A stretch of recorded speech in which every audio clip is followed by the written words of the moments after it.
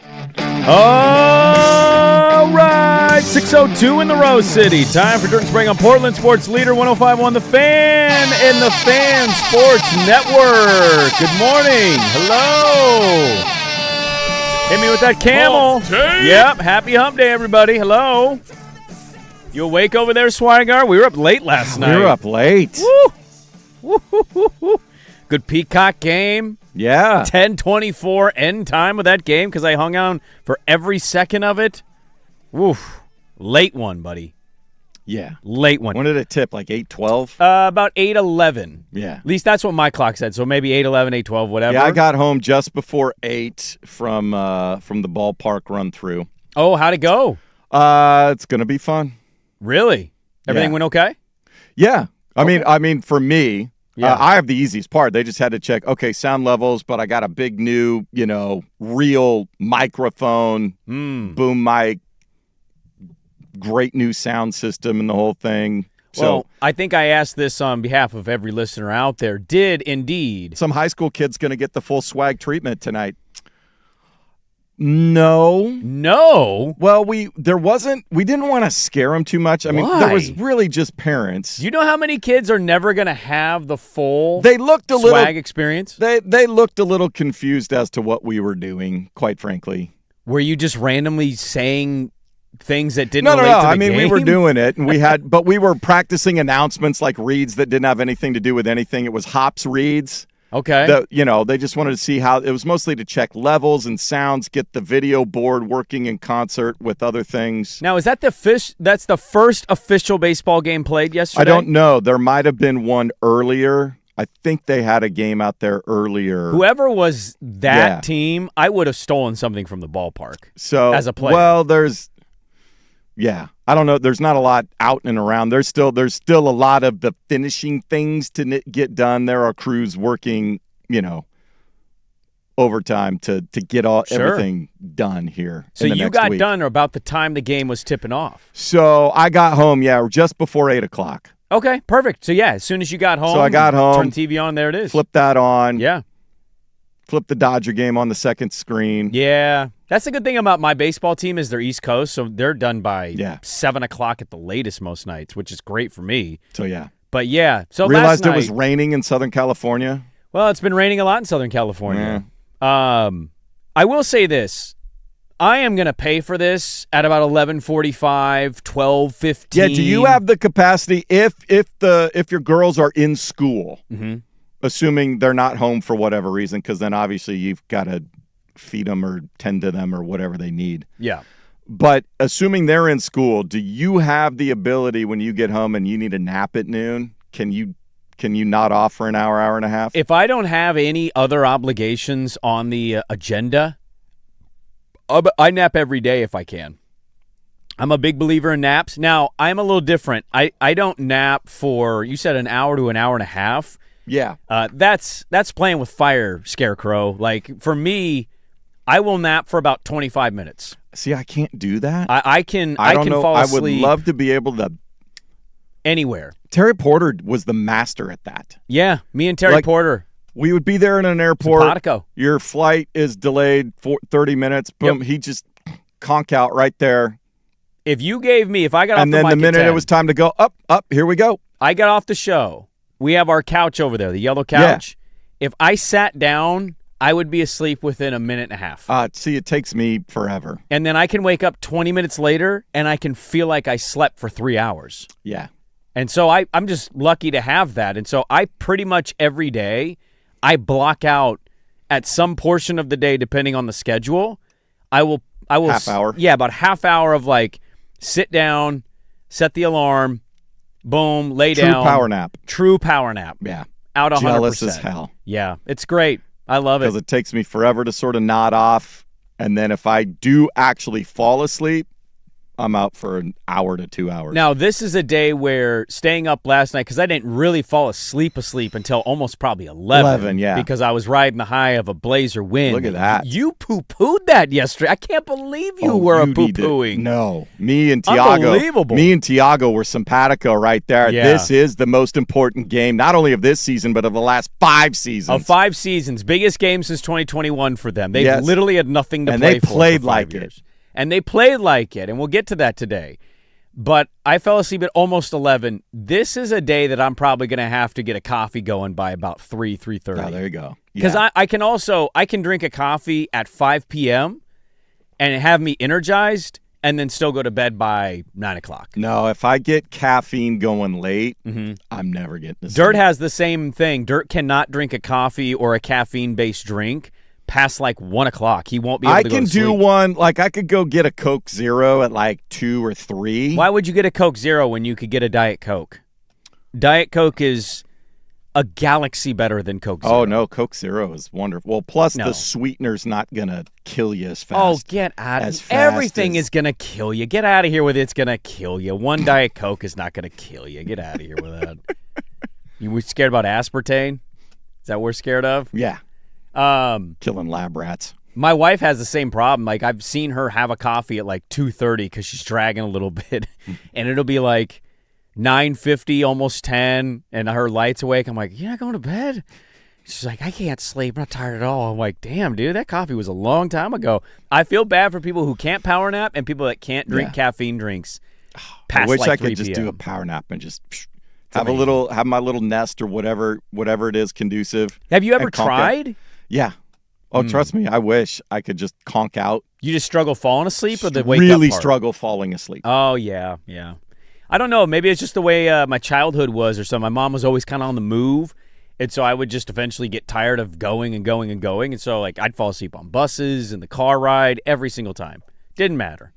So it's a great ability. It's a superpower of mine. I know. It's one of my rare superpowers that I have. Very jealous. But I would say, as much as I'm going to pay for staying up as late as I did last night, man, I feel like $1 million right now. Yeah. And I will say, if I didn't work the morning shift, if I was the firm, if I was happy hour, if I was prime time. You had a regular old working stiff 9 to 5 job. I would love the 8 o'clock Peacock game. Yes. It's, for me, Friday, Saturdays, you would think on the weekend, okay, you cut it a little more loose. No, Friday I usually get super tired by about 8:50 because of the whole week's worth of stuff. And then Saturday, dude, it's 9:30 and I start looking at my wife like, we getting out of here? We get out of here now? Trying to get out of here. So like to stay up that late. Saturday night, yes. Saturday night I'm very much, unless there's like a family function. Sure.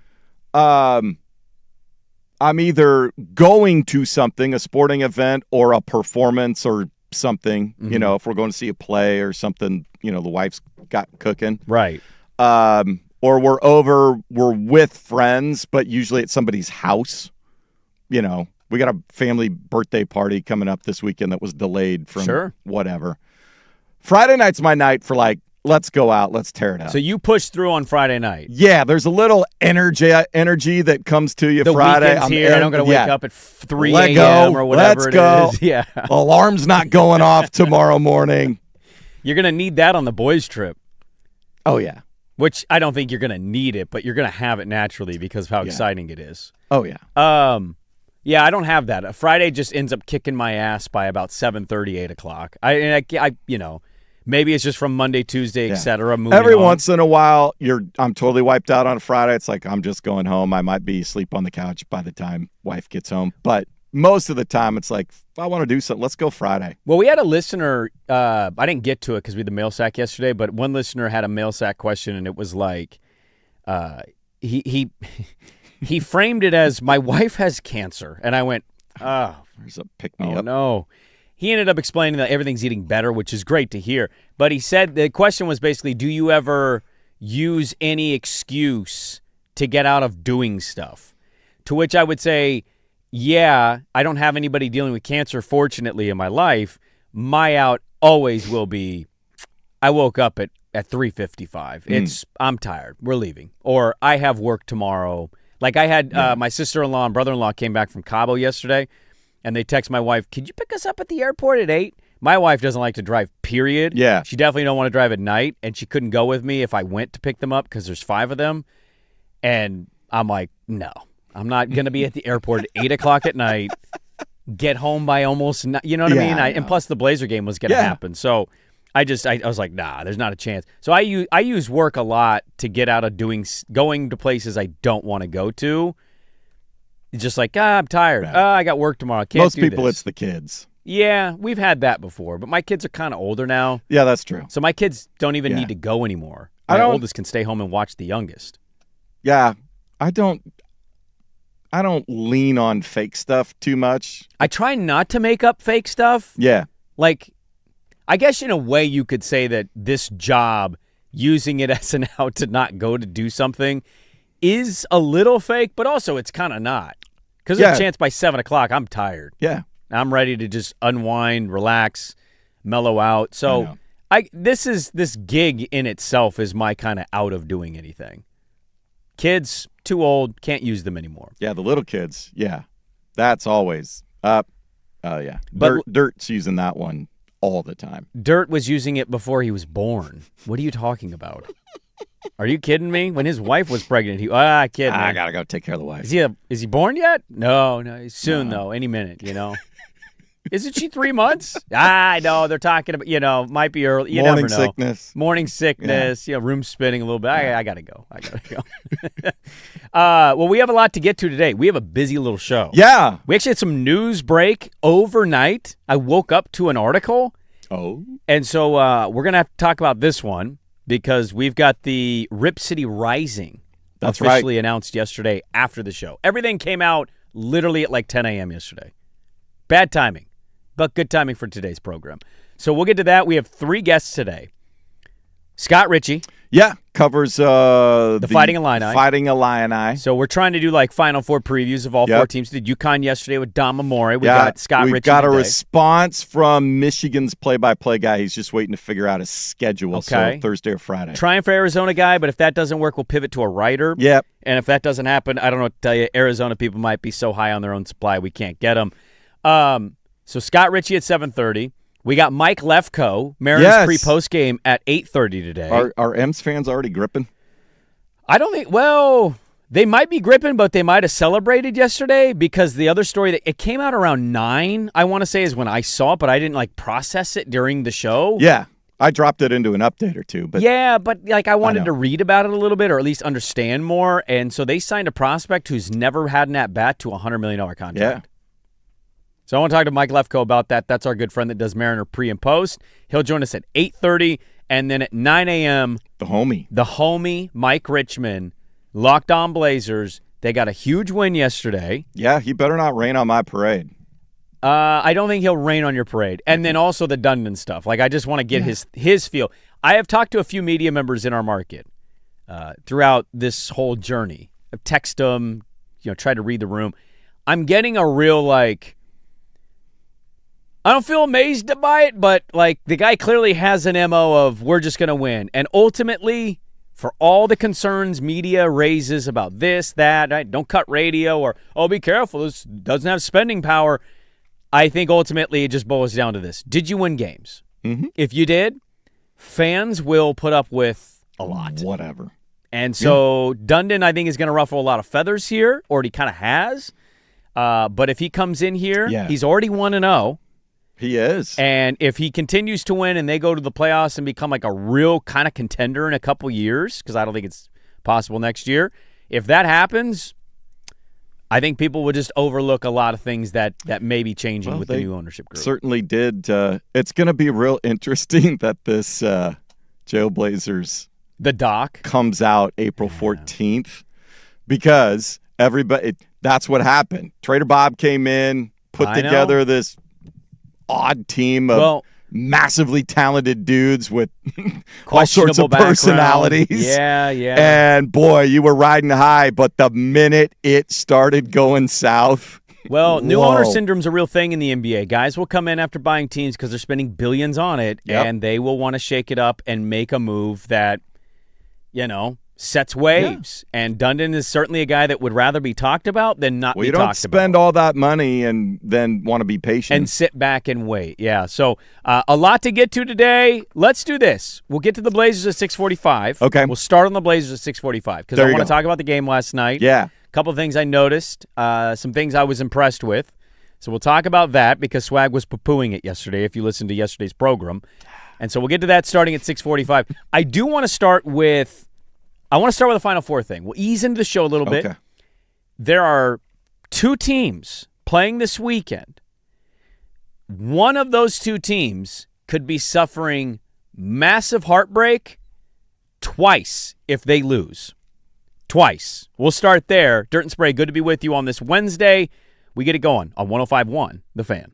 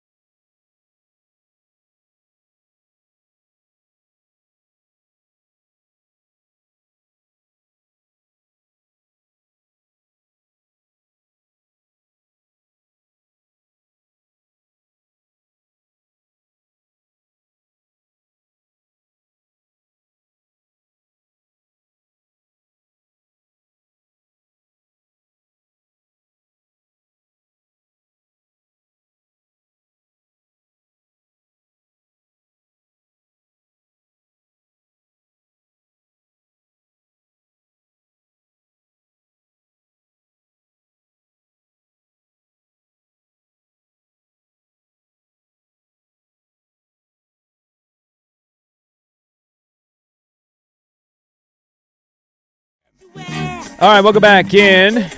Dirt and Sprague here on Portland Sports Leader 105.1 The Fan and what we call the Fan Sports Network. Good morning. We're also on YouTube. I'm going to hop over to the YouTube. You can. Somebody says, I'm not mad at the Blazers. I'm mad at myself for caring. It's like I already know, so why am I upset? It's all on me. We're doing it. We're going to do it to ourselves. We know we are. We're sickos in this city. There's no doubt about it. We love to be miserable or to put ourselves in a spot where we'll be miserable. Yeah. That's what I was watching a random interview with Ty Burrell. You remember Ty Burrell? Of course. Phil Dunphy? Yeah. I got into a wormhole. My kids are watching Modern Family every day. They're just now watching the whole series. Oh, there you go. And so it's kind of been nice. I haven't watched Modern Family in a long time. So it's nice to relive and watch it because I loved that show.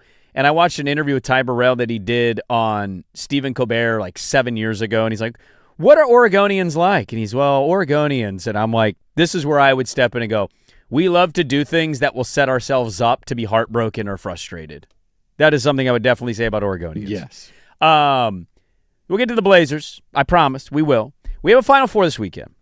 I know. And I'm looking forward to it. It's an exciting couple games this here. This is the payoff for a lack of, quote, Cinderellas. We didn't have them last year, man. No, I know. They're gone. They're done. You should have two excellent games. These are four really good teams. If now, somebody blows somebody out, I will be shocked. surprised. I wouldn't be. If Illinois steamrolls UConn, I'm not going to be. UConn had to come back from multiple games down double digits. It wouldn't be the most shocking thing. And Arizona, Michigan both trade off moments in games where they just that could go both. I mean, either team could go on a 20-point run. Exactly. You just never know. There are two teams involved this week, and in fact, they're playing that the loser could end up absolutely devastated and heartbroken twice after one loss. What I'm talking about is this report from UNC's 24/7 that Tommy Lloyd, Dusty May, and Billy Donovan are the top three candidates for the UNC job. Yes. They fired Hubert Davis, and so right now, Billy Donovan's been funny and coy about it. He clearly is interested in this job because the Bulls' job is just, hey, we need you to be 39 and 42, or we 39 and whatever to be, every year we want to be in the play-in, but never good. So it may be Billy Donovan's job, but Dusty May and Tommy Lloyd specifically in the coaching ranks in college are the two big names. Now, Dusty May, they have Ward Manuel, the AD at Michigan, went on the record, was like, we don't want to lose Dusty. We value him. And so Dusty May might be having himself a sizable contract increase after the season. Tommy Lloyd. I think Tommy's got a better setup than the other two of those. I'd be careful on thinking that. I don't know. Tommy Lloyd has had multiple times now where he has had quotes about, I want to leave the program in a great place now and for whoever comes behind me. He has said that. He said that 2 days ago, and he said it after their Elite Eight win, like immediately. And what the intel is, according to the 24/7 website of the UNC Tar Heels, Tommy Lloyd wanted the UNC job when they were hiring after Roy Williams, but they went Hubert Davis because he's an alum and the tie-in and all that. And so there's a lot of buzz that if Arizona loses or doesn't win the national championship, Tommy Lloyd might end up bolting for UNC. Now, we'll have to kind of wait and see on this one. It's very fluid. But the 24/7 website is saying Tommy Lloyd could be the number one guy at the college ranks if it's not Billy Donovan, because he's hinted in the past wanting the job, and he's had some really weird statements that Arizona fans were like, wait, why did you say it like that? Why are you talking about for the next guy? So we'll have to kind of wait and see on this, but there was no doubt when they made that job open, it was going to attract some pretty big names. I ultimately think I sit in this the same way I sit in the college football stuff. I just feel like, man, when you got it rolling and you have a good institution and they back you and they give you your, the things you need to operate, like I wouldn't blame Dusty May and Tommy Lloyd. UNC they're a blue blood, they have a background, a history, all that. But man, they got great gigs right now. Like Tommy Lloyd's buyout is, I think it's $11 million, and Dusty's is $7 million. So they're pretty sizable buyouts. I'm going to guess it's less about, they'll get a raise or an extension or something. Sure. I think it's more about making sure, for Michigan, I would want to make sure that I'm getting the requisite NIL budget, that it's not all being diverted to football. I would think those discussions would be more along their NIL budgets and staff budgets. But what are they missing? Look at their rosters. They're No, I loaded. understand that. But moving forward, as more and more resources are directed to football. But they're never, especially at Michigan, they'll get resources from a random booster going, I'll give you the extra $1 million. Yeah. Not the athletic department saying, you know what? We're going to take our Michigan football program that won a national championship a couple years ago, and now we've kind of we've fallen back to about the 4th, 5th, 6th place area of our conference. We're going to divert funds from that to you. Even if you get to a Final Four and win a title in basketball, and that's great. It is. That's the reason why Dusty May might jump. Otherwise, everything else. So you think Tommy Lloyd's situation is better than Dusty May's? Well, they don't really have football to worry about as much as Michigan. Yeah. That's fair, but also what conferences? I guess you could say the Big Ten because they've got Michigan and Illinois in the Final Four. I just think the Big 12 is I think from a full season standpoint, I think the Big 12 is a harder conference to navigate in, more difficult, whereas I look at the Big 10 and I'm like, it's got some good teams in it, but are you kind of the king of those teams? I think the Big 12 sets you up more for postseason, for making runs, because they are more basketball. That's what I'm saying. Loaded. It's a deeper conference from top bottom down, but the Big Ten obviously has 2 teams in the Final Four, but outside of them, like what would we have this year? We had Illinois. I just think Michigan. Arizona is more similar to North Carolina in terms of basketball has a higher level of importance. That's their number one sport. Yeah. I think most of the fan base, they want to care about football, right? But they know it's basketball. Just would be wild. It wouldn't be like crazy because Roy Williams did this at Kansas. It's actually how Roy Williams got hired. Kansas fell in, I think, the Final Four. Yep. Or the national championship game. I can't remember. And then he ended up bolting. Now, he had a tie-in. He went to UNC. Yeah, he was the lead assistant for Dean Smith. Yeah. And it didn't work out with Guthridge. Right. And he was there to be the savior of the program. Exactly. So it's slightly different, but by all accounts, Tommy Lloyd wanted the UNC job. And now it's just to me, it's wild to think of being a fan of a program in a Final Four. Like if I'm an Arizona fan right now, half of my thoughts are, am I going to lose my coach after Saturday? And is he more likely to go if he wins the national championship? No, that's the intel. Is or if he loses. He's more likely to leave if he loses. Which is interesting because you maybe make an argument that if he won and he got him back there, he could say, you're at the top of the mountain. Here you go. He's like, here, yeah. Not fun. Not a fun thing to have to think about going into a Final Four. The fact that if your team loses, you might lose your coach as well. Now, I think it's going to be ultimately Billy Donovan or Tommy Donovan's Lloyd. to say no to. And I don't know why he would say no to it. I'd get out of Chicago as fast as I can. I know, but I think he really likes the NBA, and there doesn't seem to be any internal pressure in Chicago. That ownership group literally just wants them to be not good or in the play-in. They just don't care. It's wild to me that the ownership group has not changed since Michael Jordan. I know. And they're like, yeah, we're cool being this. They even had the Derrick Rose run. How are you not like, we got to be better than this? They're finally leaning in and not being a play-in team this year. I'll at least give them that. But, unless they win the lottery, the top 3, who knows what they're going to be. So, I'm with you. Would you rather have Tommy Lloyd or Billy Donovan? I think I'd rather have Tommy Lloyd. I know that sounds crazy because Billy Donovan's got 2. From a recruiting standpoint, I'd rather have Tommy Lloyd. Tommy's in it, man. Yeah. And not that Billy can't. Not that North Carolina adapt. Can't draw McDonald's All-Americans, but right. I think right now, I think I'd rather have, from the recruiting standpoint, I think coaching X's and O's, maybe I'd lean towards Billy Donovan. Over Tommy Lloyd? Yeah. Okay. Just something to think about going into the Final Four, that we have 2 coaches that might be on the radar of one North Carolina as we get ready for this weekend's festivities. We'll talk with Scott Ritchie. He covers the Fighting Illini. They're not concerned about losing their head coach, and they might be in a spot where they just sneakily sneaking into the national championship and just going to be a huge underdog and nobody's going to think they can do it. So we'll talk with Scott Ritchie at 7:30. We'll dive into the Blazers coming up in about 15 minutes. They got a huge win, their biggest win in 5 years. It is insane to say that out loud, and Tom Dundon has spoke. He has spoken to one Jason Quick, our good friend at The Athletic. Got the first interview with Tom Dundon. He is a spicy red ass, that Tom Dundon. So we'll dive into the Q&A with Jason Quick and Tom Dundon. We'll talk about the Blazers as well. It is 6:30. We are back with more on 105.1 The Fan.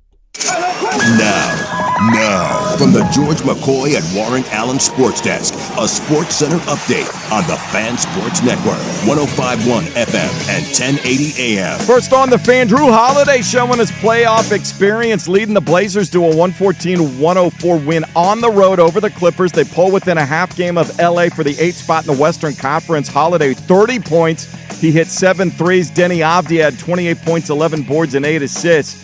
And Portland out-rebounded the Clippers 48-30 to get it done. Next up, the Pelicans are at Moda Center Thursday night. Luka Doncic had 42 points for the Lakers, leading L.A. to a 127-117 win over the Cavaliers. They clinched the Pacific Division and are currently 2 games up on the Nuggets for the 3rd seed in the West. After pleading not guilty to charges of driving under the influence in Florida, Tiger Woods announced he will step away from golf to seek treatment and focus on his health. He will not be at the Masters next week in any capacity. Mariners bats continue their early season hibernation, mustering just 4 hits against the Yankees. They fell 5-zip Tuesday. Rubber match of the series today at T-Mobile Park, 1:10 first pitch. It'll be Cam Schlittler on the mound opposite George Kirby. More sports scores and stories in 30 minutes. Jason Swigard from the George McCoy at Warren Allen Sports Desk. Hurt missing work. Insurance companies acting like jerks. Don't call your mom. Call George McCoy at warrenallen.com. Sports Saturday.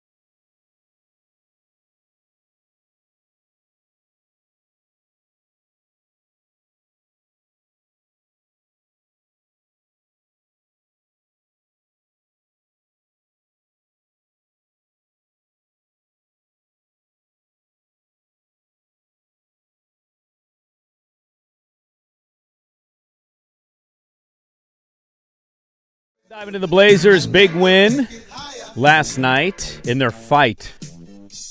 Their ever-loving fight for the 8 seed. Had a stouter story Wednesday as well we'll get to.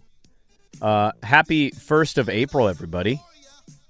Or as some in the streets would say, the kids, April Fool's Day. No fools here. Yeah, you're one of those, you're super worried because you've been in radio for 20 years and you get one email. Oh, my God, do you know how many, year. like, there's certain things. Michael Buffer, we always get that one. Super Bowl time, here's all the stuff you can't say. Mm-hmm. March Super Madness. Yeah, March Madness. And the other one is April Fool's Day. Yeah. But, like, it kind of like in the back of your mind, you said something to me yesterday as if I was going to, like, I had some big elaborate April Fool's prank. I was half joking with you. I hope so. I've been doing this long enough where Yeah. I'm like, I hate that email. I delete it every year. Yeah. I get it. Don't play a joke on the radio. War of Worlds. We get it, all right? What did you make, just to pick your brain on El Tigre? He's going to get treatment, and he said that he was distracted. Interesting spin yesterday. I get off the show, Yeah. and the first blurb I see of Tiger is, well, I was looking down at my phone and changing the radio station. I didn't even see that truck. That's what happened. And then fast forward about... That's really not helping your cause. 7 hours later, Tiger was found with pills in his pocket, Exactly. and Tiger is now seeking treatment. And I'm like, how did we go from I was just looking at my phone to I'm going to get help? I think all the police details came out. So he's requested a jury trial, waived the arraignment, so he doesn't. Yeah. There are people that don't think he's actually going to get convicted of this, but like... Well, that's what happened last time. I know. It got the last down to reckless driving. There wasn't anything DUI oriented. So, yeah, it'll be... He's trying to manipulate this because that's what he does. He's a control freak and tries to manipulate his world. And that's fine on the golf course, but outside the golf course, it doesn't work that way. I'm curious to see what, and it's always interesting to see if you have, if the prosecutor's office decides they want the spotlight or not. I was reading a piece on him yesterday on ESPN, the Anscape part of the website. I hope he's... Mostly black stories, and it was a guy that was highlighting... using the Wright Thompson Tiger piece from, I think, 2016 of just Tiger looking at an empty airplane seat because his dad used to sit right in that spot every time they would fly together, and how it kind of all largely ties to he's just never, I think, gotten past that his dad is gone. Nope. And the sad part to me is, like, one, I hope he's, like, legitimately seeking treatment and not... That's what I hope. I hope this isn't show. a stunt to try to get out of whatever legal stuff is coming. I made a mistake and now I'm going the right way. He's like, or somebody talked to him is like, Tiger, you can't handle things by yourself. You got to go figure something out. You would just hope, as ginormous in the sport as he is, you just hope some people, even if they haven't achieved a hundredth of what he has as a golfer, like the golfers in the community would reach out and be like, yo, let's, you know what I mean? Like the Rorys of the world would reach out and say, yo, man, you're my hero. What can I do? How can I help? Like, we need to help you. You're too important. He's still a big part of the PGA in trying to fight against all this live crap that's been happening now. Yeah. But this is a moment where I'm reading this piece and I'm like, sad that it's clear that this guy he still deals with a lot of the emotional abuse that his dad obviously put on him as a child. When we talk about Tiger being a robot and weird and different, like, I think it's pretty abundantly clear that anytime he probably showed emotion as a child, his dad was like, hey, stop being a little you-know-what. And I think it just makes somebody grow up and be socially very different. The sad part to me was just not having the ability... One, having maybe an addiction problem to the pain pills. Two, having not processed fully maybe the grief part of losing your father and somebody that was in your life that was a huge, important part. And then also, like, I just think this as a dad now, his kid is going to college. Yeah. He's got an older daughter. He's got a kid about to go to college and be a golfer. Like, I think what we all want is we just want to feel good about our heroes, and seeing our heroes fall in, kind of by the wayside a little bit, or fall to a lesser than, like a guy as mighty as he was to now this. You just want to see it age better. You can think whatever you think about Jordan post the career. The interview stuff on NBC, it's terrible. It's some of the worst, most overhyped media crap we've ever had to endure. But Jordan has found his outlet. It's racing. And he's been huge in NASCAR. He just won his Daytona 500. His team did. Like, he won this big lawsuit. He may not have worked out as an NBA owner, but Jordan has found his outlet. Kobe, before he passed away tragically, he had found an outlet in the entertainment industry and creating stuff and winning an Oscar. Like, the greats have to find the outlet. If they don't, this is kind of your cautionary tale and what you worry about. And so I just read this piece. I thought it was really well written, and I thought how sad it was as a father to not think, man, I don't know what to do with my life.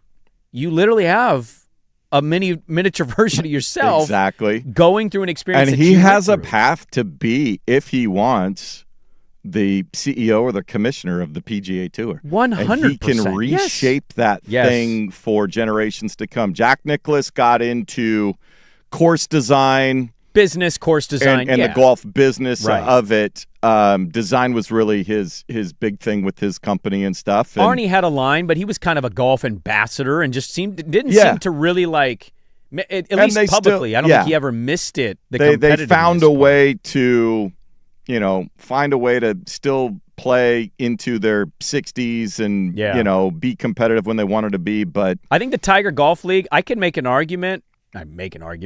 I just watch it. I don't watch it. I don't either. It's on at weird times for whatever but reason. It'll be on. Yeah. And I actually wonder if that was a mistake for him. Because what it's done is it's kept him around all the golfers and given him an idea that he's also still competing with them. It's a good idea, but I don't know if he that's what you hear most people, most athletes, especially football players. Like, what do you miss the most? I miss the huddle. I miss the locker room. I miss that environment with the guys going to war. That level of intensity and sizzle. Well, did you see the Tom Brady story yesterday? So he's doing this flag football stuff. The NFL's got to. Well, did you see that he actually reached out and asked about him coming back? And they said, that's not going to happen. Yeah, no, that's not going to happen. He is also somebody like this. Yeah, ultra competitive. Yes, but he hasn't stepped away fully. No, and he's trying to go the ownership route. And the broadcasting route. It's like, but he's also still kind of trying to play his hand in the playing thing. Like, you just see the greats struggle with this, and a lot of the greats can figure this out. He is the cautionary tale that makes it really sad. And I hope that legitimately the treatment is him wanting to get somebody better. Got to him. I don't know if it's his kids, close, confidant, manager sort of thing. Somebody close to him and says, this is it. You're going to kill yourself. You got to change your life. You have to change something significantly. No doubt about it. All right. We'll get into the Blazers side. They got a huge win last night, a Peacock game.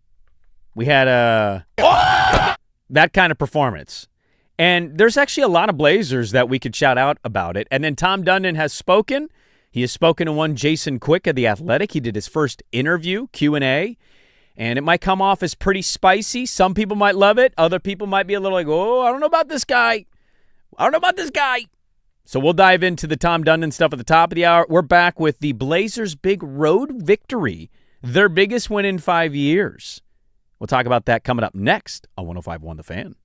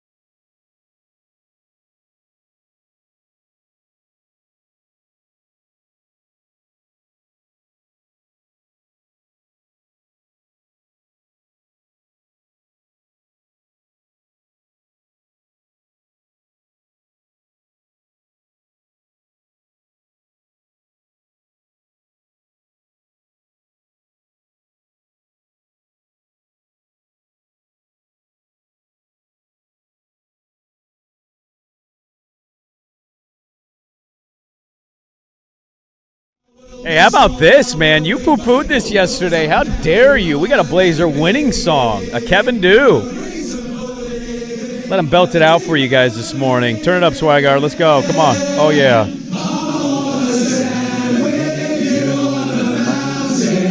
More into it, Dome.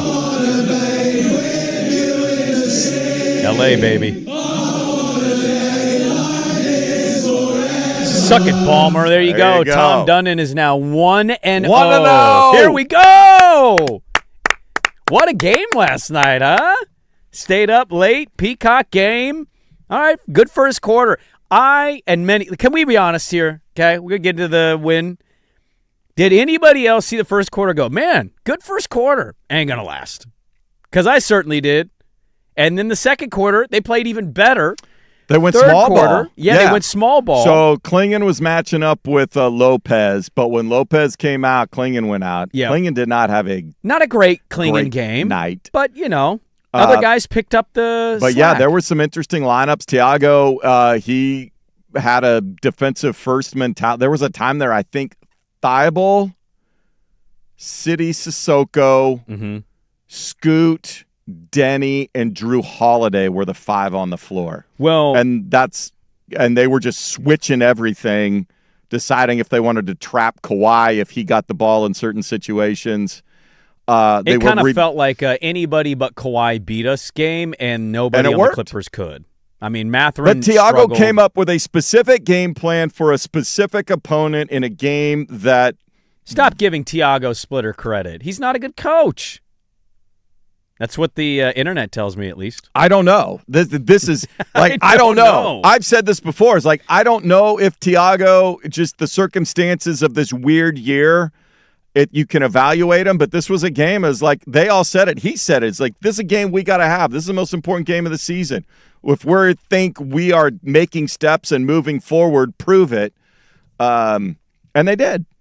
I think, Denny was awesome in this game. Denny was awesome. And it wasn't, to me, like, I will have a conversation with anybody willing to. But he was able to share the ball with Drew. They were able to trade off because Holiday killed him. But the Clippers. It wasn't just like bully his way. He got a lot of free throws. He got throws. to the free throw line, but he picked his spots. He had some nice step-back shots. Like, it was a complete all-around game. Drew Holiday is the player of the game. Yes. There's no doubt about it. He had 30 points last night. He hit shot after shot in huge critical moments. Every time the Clippers would cut into the 18 to 17-point deficit, they'd get to about 7 or 8. Boom, Drew Holiday bucket. Boom, Drew Holiday bucket. All right, now we look up. Oh, it's back to 16. It was one of those, like, it was a good start, and they didn't really let off much. It was a better third quarter by the Clippers, and ultimately they just buried them. I told my daughter at the beginning of the fourth, I go, this game's over. Like, I know this Clipper team. He texted me. They're struggling. This game is over. Blazers are playing great. They just looked fired up. They maintained like a playoff team. A level of intensity for 48 minutes. Like, everybody that came in, subs, it's like, all right, the guys are winded.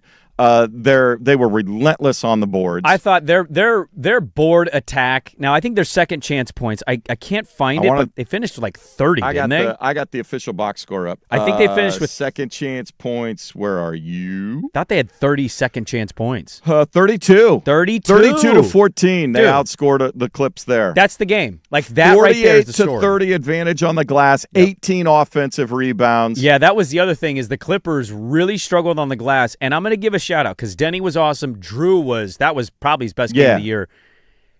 It takes a team. Yeah. I think there was an underrated player, MVP type player of the game here, not Drew Holiday and Denny Avdia because they're deserving of it. I thought Chris Murray was effing awesome in this game. Didn't give you the offensive production per se. He only had 7 points. He didn't shoot it well, but 7 rebounds, 6 assists. He was no disruptive. Turnovers. I thought he was good on defense. I thought even rebounds he didn't actually collect. I thought he was all over he looked like a man possessed playing for his career. Yeah. And so I wanted to give a shout out to Chris Murray in this game, but Drew Holiday was awesome. Scoot wasn't particularly great, but he had some big shots. Well, he hit some threes. He was efficient. When he tried to get to the lane, he forced it a little bit. Yeah, efficient from 3. Not efficient No, necessarily not efficient. from the he field. He was 2 of 8. He had from most twos. turnovers too. He had 4 Yeah. turnovers in the game. He was a -3. But I mean, to have Donovan give you 4 and 4. If I tell you yesterday signing off, Donovan Klingen's going to have 4 points and 4 rebounds tonight, what is your guess of the score? I would say Blazers probably lose by 10. I would have said the same thing. Yeah. And he had 4 points, 4 Well, that's rebounds. because Rob Williams was a +22 in 18 minutes. He was really good. Look, this is a combination of, I don't think the Clippers played particularly well, but also I want to give full credit to the Blazers for going in there and looking like a team that wants to They be had a in the game playoffs. plan. They were focused. They stuck with it, even when the Clips made a run. End of the first quarter. So Portland jumped out. They hit a couple of threes. Tamani was good in the start of that game. They got a little 8-point lead, and the Clippers, said, okay, you guys are taking this seriously. Then they tried to, bully them a little bit, got it back to even. But then in the second quarter, that small ball unit, they just cranked it up. Everybody was making threes, and they never let up. So big road win for them. It's their biggest win in 5 years. We joke about it, but in all seriousness, that's their biggest win in 5 years. I wasn't joking. I was like, no, I know. When has there been as much on the line? You said Denver Game 7, but 2021 they were in the playoffs. Yeah. So, I mean, that's the last time. That win puts them a half game back of the Clippers with 5 games to go. Yep. I don't think that they're not going to catch the Phoenix Suns for 7, but you get in that 8, you can play the 2 then games. It's one game. Then it is one game. Well, it's one game. Grab You the get 2 opportunities spot. to be the 8 seed. Yeah. You win that first one. Now they'll go on the road, but you've got the second game if you need it. Yeah, their next game is against the Pellies, and the Pellies are a little feisty, but the Pellies are a weird bunch of late since they got as healthy as they've been. Zion looks like he means business. This is a tough 4-game stretch. You're New Orleans, you have at Denver, at San Antonio, and then the Clippers are coming to your building with that might be what breaks the 8-9 situation. Yep. But also the Clipper schedule, not easy. They have OKC and San Antonio on They might their be broken schedule. by then. We'll have to wait and see. Good win for them. 1-0 in the Dundon era, and Tom Dundon has spoken. He spoke with Jason Quick. We'll talk with Scott Ritchie. He covers the Illini in the second hour. But let's kick off hour number 2. Tom Dundon's first words as owner to one Jason Quick. We'll start there. Hour number 2 on 105.1 The Fan and the Fan Sports Network. Texting enrolls you.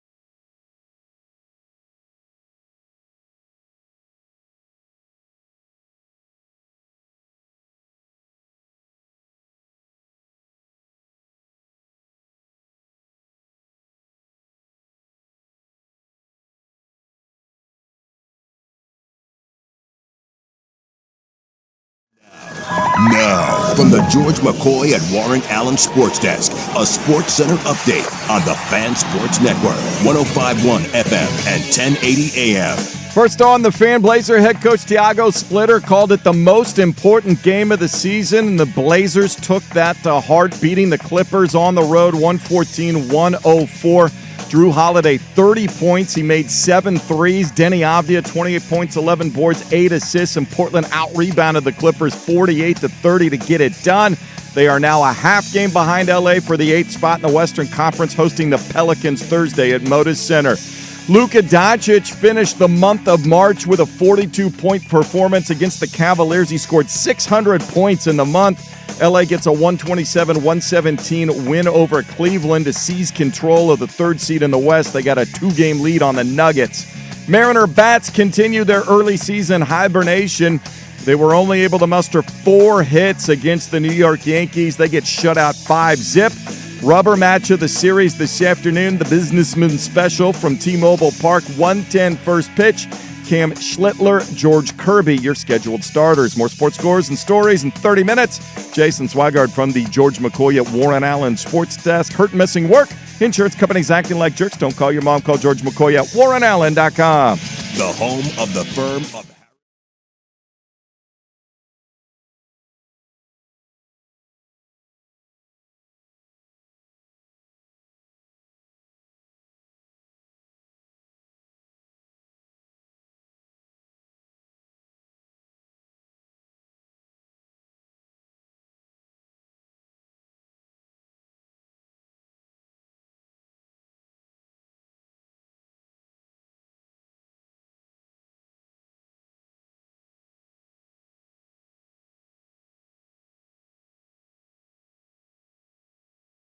Network. Hey, welcome back in. Hour number 2.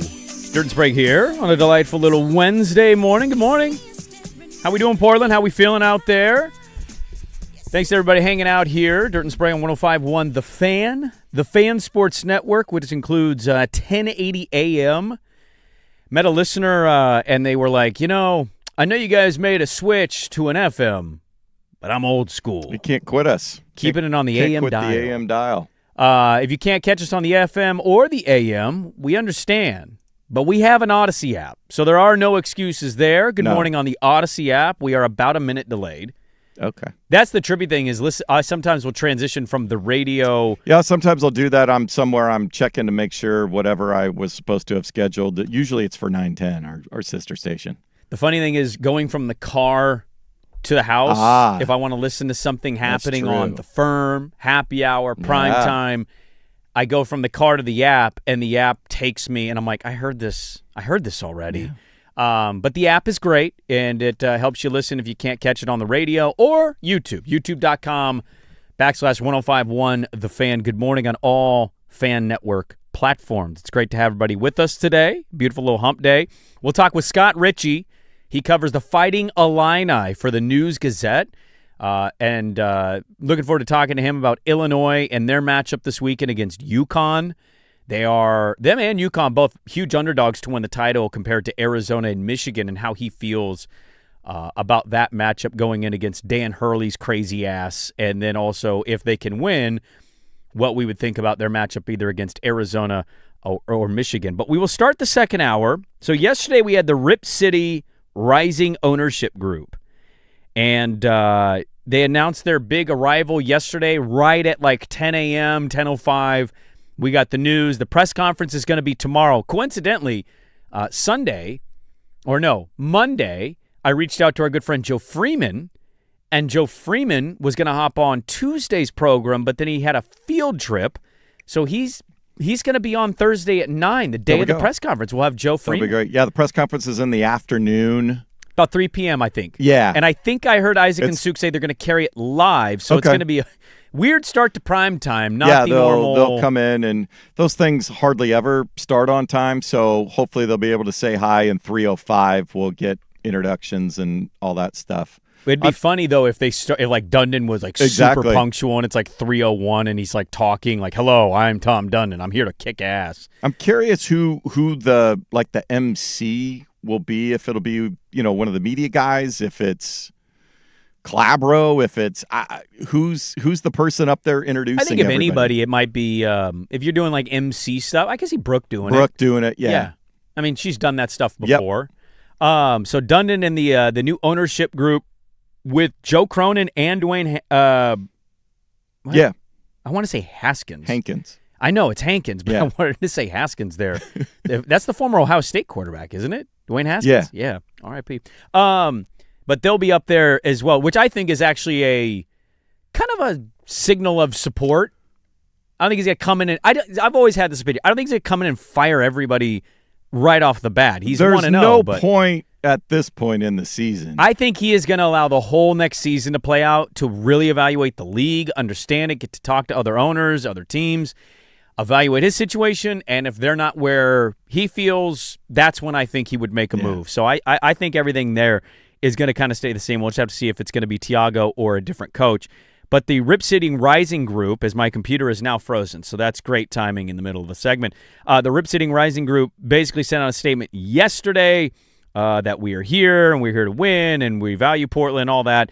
The group announced it's a pretty big group, but Dundon is going to be spearheading everything. And so Tom Dundon went into yesterday's game against Clippers. He was in L.A. for the very first game. They won that game. They played pretty well. He addressed the team as well. He went in the locker room and talked to him, and he kind of gave the same spiel. If you read the Hyken piece, he gave the same spiel to the Blazers that he gave to the Hurricanes when he became the owner of. Basically like, we're here to win, and if you want to be a part of that, cool. If you don't buy what we're doing, we'll find another place for you. And I think he kind of gave that speech of like, it's time to start winning and be better. He is pretty pro player in terms of this is all about you. You work to get to this level. So I think when you look at Tom Dundon, there's been a lot of fear-mongering is the right term. Like I talked a little bit about the radio. I really hope he saves and keeps everything as is from that standpoint.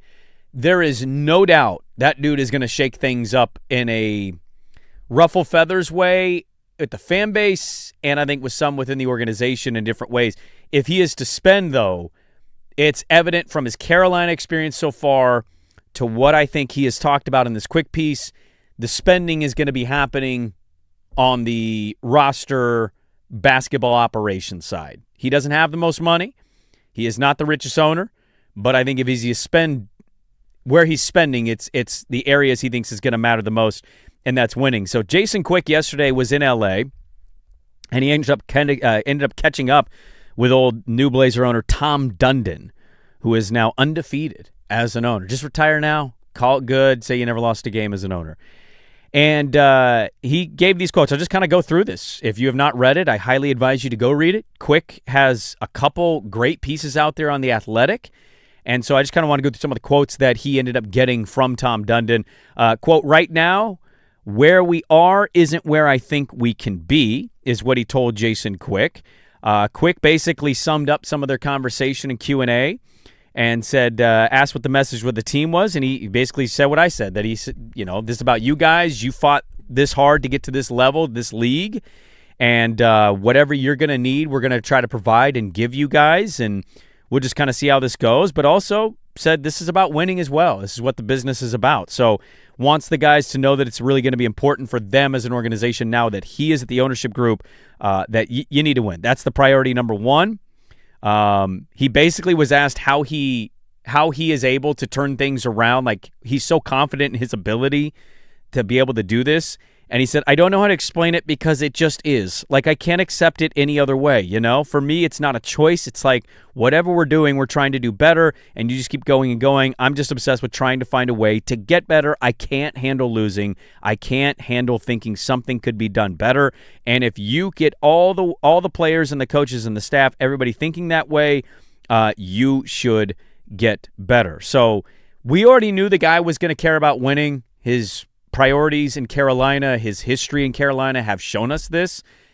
But him now doing his first interview with Jason Quick and coming out and basically saying, I'm obsessed with this, I think it just leaves a lot of Blazer fans very excited, very hopeful about it. He was asked about the general unease amongst the employees, worrying that he's going to come in and fire everybody.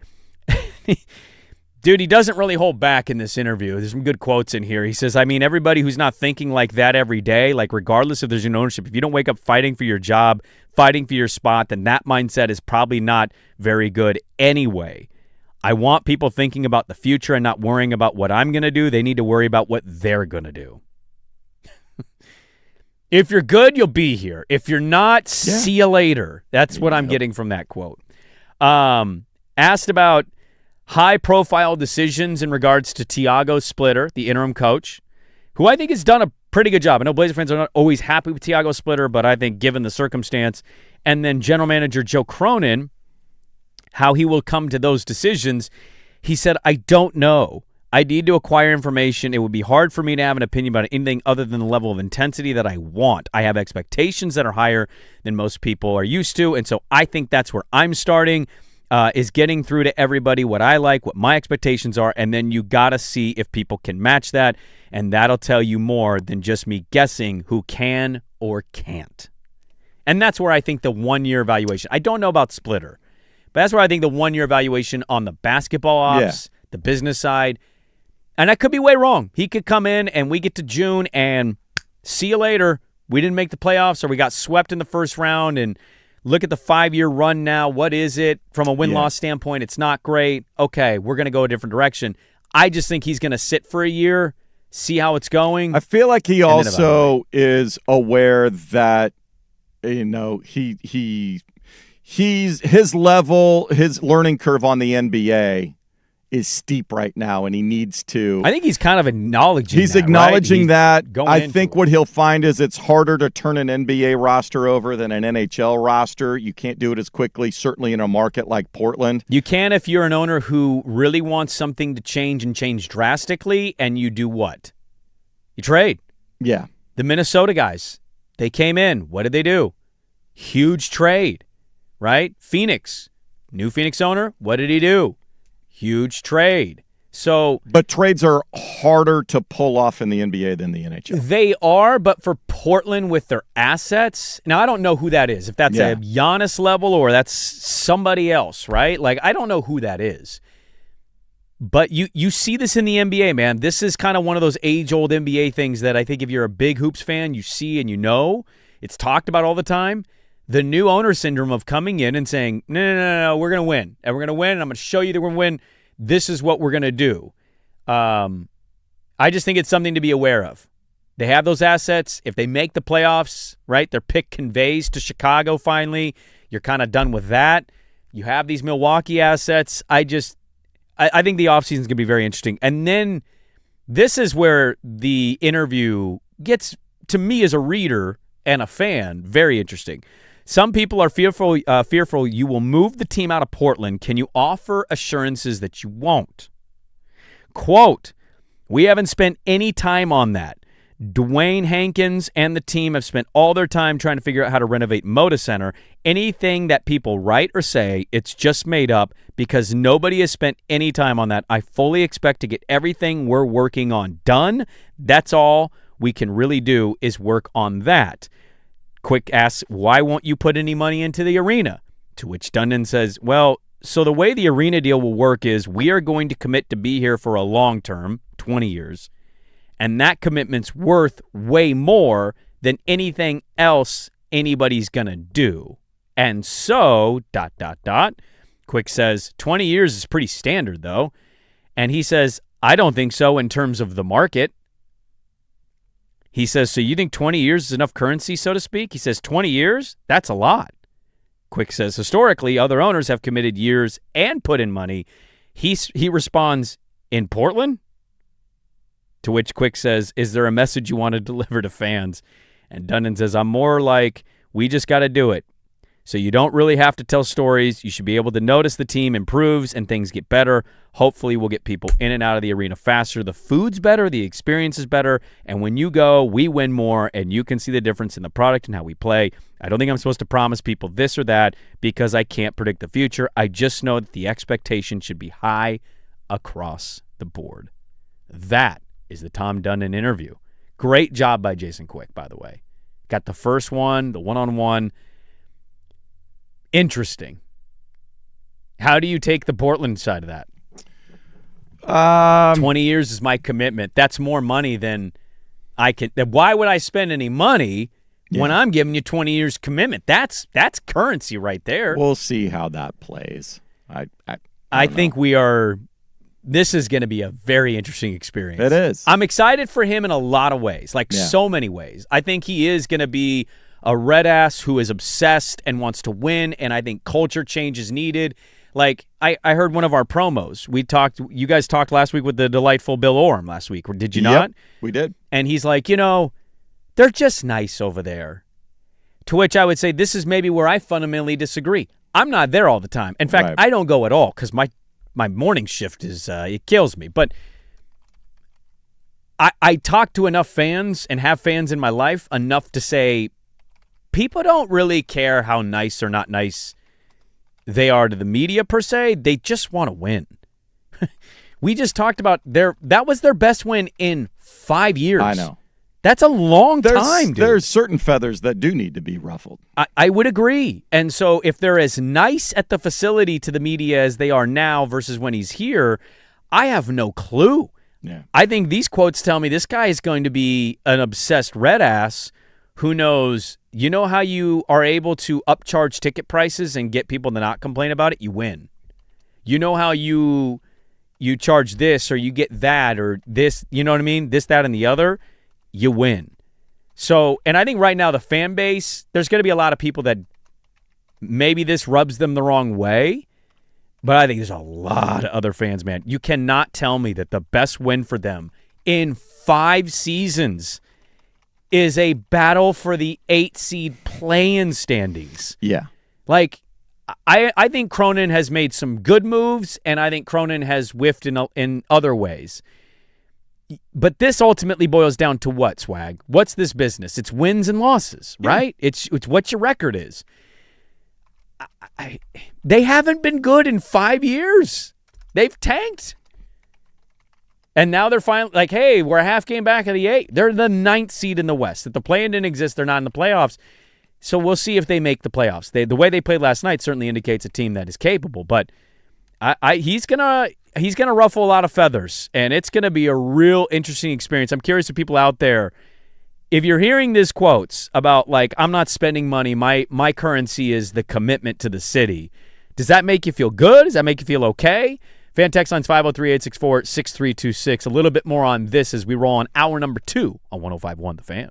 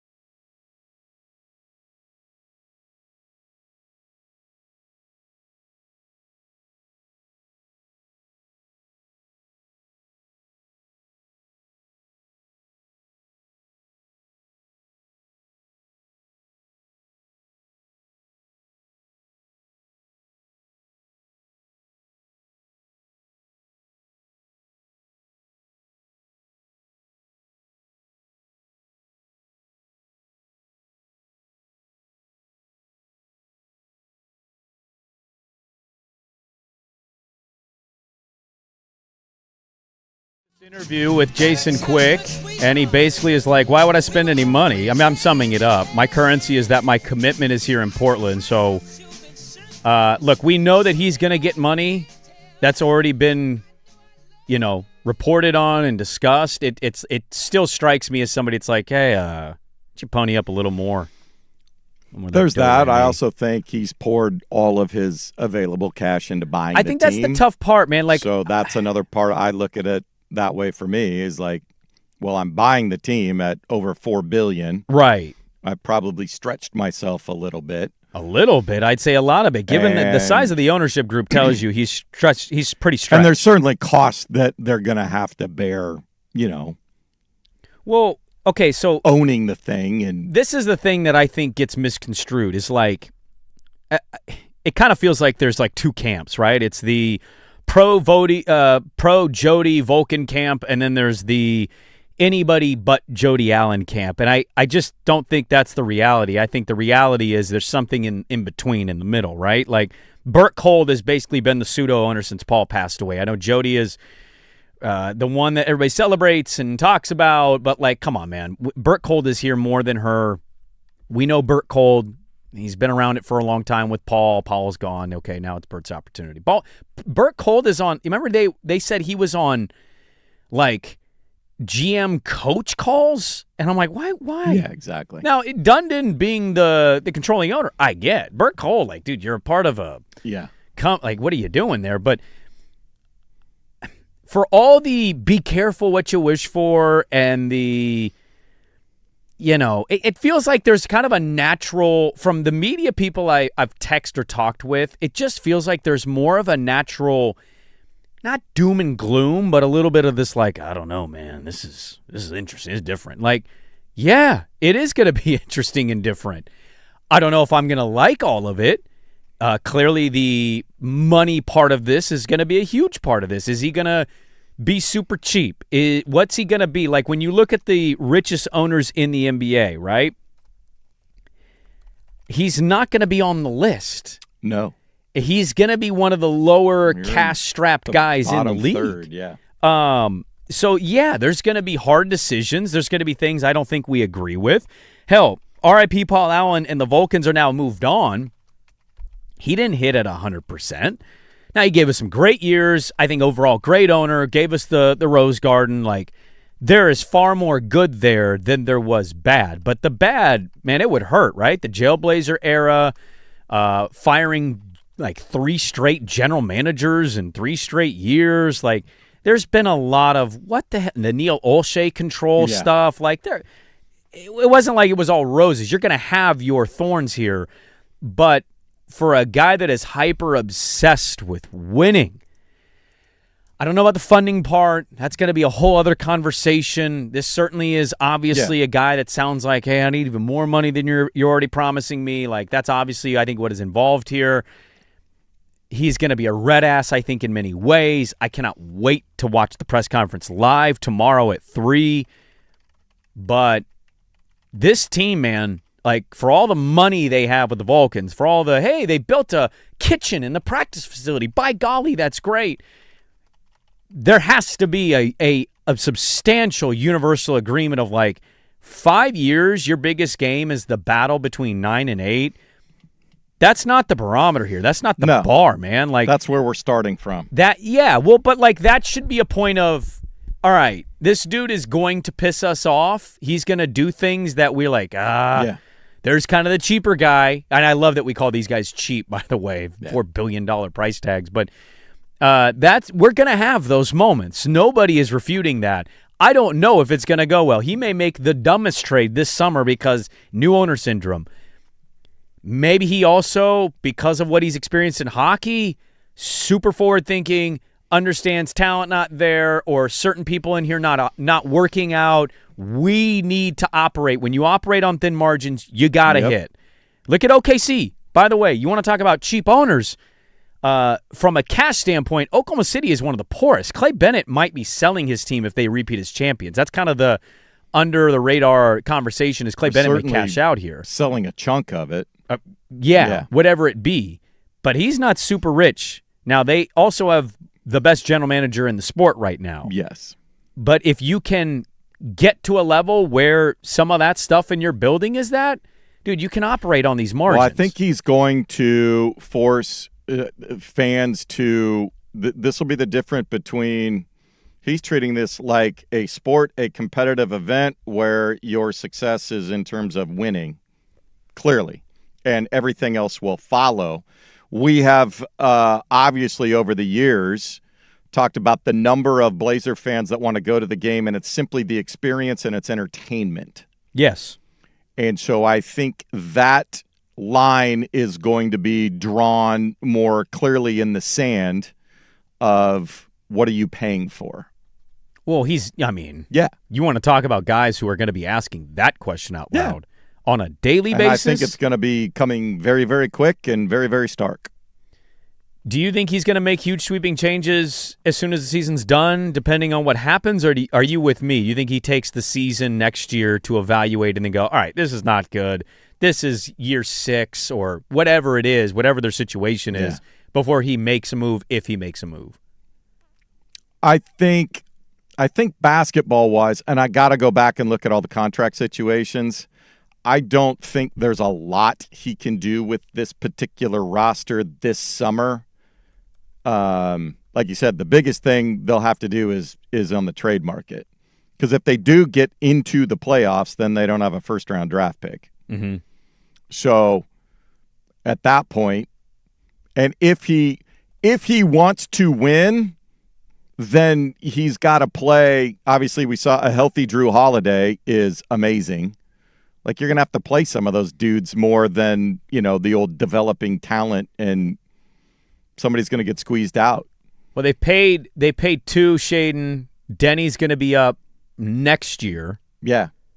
So you have, and Donovan's not I that think far the out. roster is going to look pretty similar. I don't necessarily think that is Unless you get teams calling for Jeremy, I think most of this roster is going to be back. Yeah. I just think that's how the contracts. So unless you're willing to take less on the dollar or be real speculative about who you get in return, I don't know that all that much is going to change. And because of that, it sort of doesn't matter who's in the GM seat to a certain extent. So why not see how it is working with Joe and his staff every day? Somebody says, have you guys talked about the video of Dundon and Cronin talking last night? Cronin is definitely getting fired. I would be cautionary on that. Like, you can try to read body language, and I just think Dundon is going to be a super intense he's guy. Intense. Like, that's who he is. Yeah. He's hyper competitive, and I'd be careful. So I was texting with somebody kind of around the team. They lean more. They think Cronin's coming back. He's also going to be he's featured in the press conference release. To me, I think that, why would you have somebody there if they're being fired? And maybe he will be. This could just age like milk in hot sun, but I'd be careful. I don't want to assume this guy or that guy is going to get fired. I just know, reading these quotes, I'm excited to see what he's going to do, how he's going to change this. Because the whole, it can get worse. What do you mean, though? We could win less games? Okay, but do we make the playoffs? Because we haven't been doing that. So, that whole, and there's more to the whole it could get worse. There's no doubt. There are other ways it could also get worse. I look at it from a win-loss standpoint, because I think if you're going to increase ticket prices, I had somebody text me that's already the buzz. They're getting rid of employees are getting rid of, their comp tickets are going away. If it's going to be more expensive, you better put something on the fans' platter right away. Who do you think knows that? Yeah. The dude that's won in hockey that now is coming to the NBA is well aware that if you want to get people in that building, because, by the way, underrated thing, dwindling attendance. I see it on TV, dude. We have a great fan base. You have given him 4 years of nothing, and now maybe you finally get to the playoffs again. Fingers crossed on that. You've given them nothing. And people don't want to be spending their money on a product that's not winning. So there's going to be a lot of takes on this today. We'll talk with Mike Richmond coming up at 9 a.m. So we'll dive back into this on the Dundon stuff with Quick. And then also their win last night as they're battling for the 8th seed. Let's take a pause from the Blazer stuff. And let's go to the Final Four. The Fighting Illini have a battle against UConn this weekend. Looking forward to that. Scott Ritchie, the News Gazette, joins us coming up next on 105.1 The Fan. Now, Now, from the George McCoy at Warren Allen Sports Desk, a Sports Center update on the Fan Sports Network, 105.1 FM and 1080 AM. First on the Fan, it was Drew Holiday showing his playoff experience, leading the Blazers to a 114-104 road win over the Clippers. They're a half game behind LA for the 8th spot in the West. Holiday had 30. Denny Avdia, 28 points, 11 boards, 8 assists. And now Portland comes home to host the Pelicans on Thursday. After pleading not guilty to charges of driving under the influence in Florida, Tiger Woods announced he will step away from golf to seek treatment and focus on his health. He will not be at the Masters next week in any capacity. Mariners bats quiet Tuesday night. They only mustered 4 hits, losing to the Yankees 5-0. Rubber match of the series today from T-Mobile Park. 1:10 afternoon getaway day. First pitch, Cam Schlittler and George Kirby are your scheduled starters. More sports scores and stories in 30 minutes. Jason Swigard from the George McCoy at Warren Allen Sports Desk. Hurt, missing work. Insurance companies acting like jerks. Don't call your mom. Call George McCoy at warrenallen.com. The Fan is live on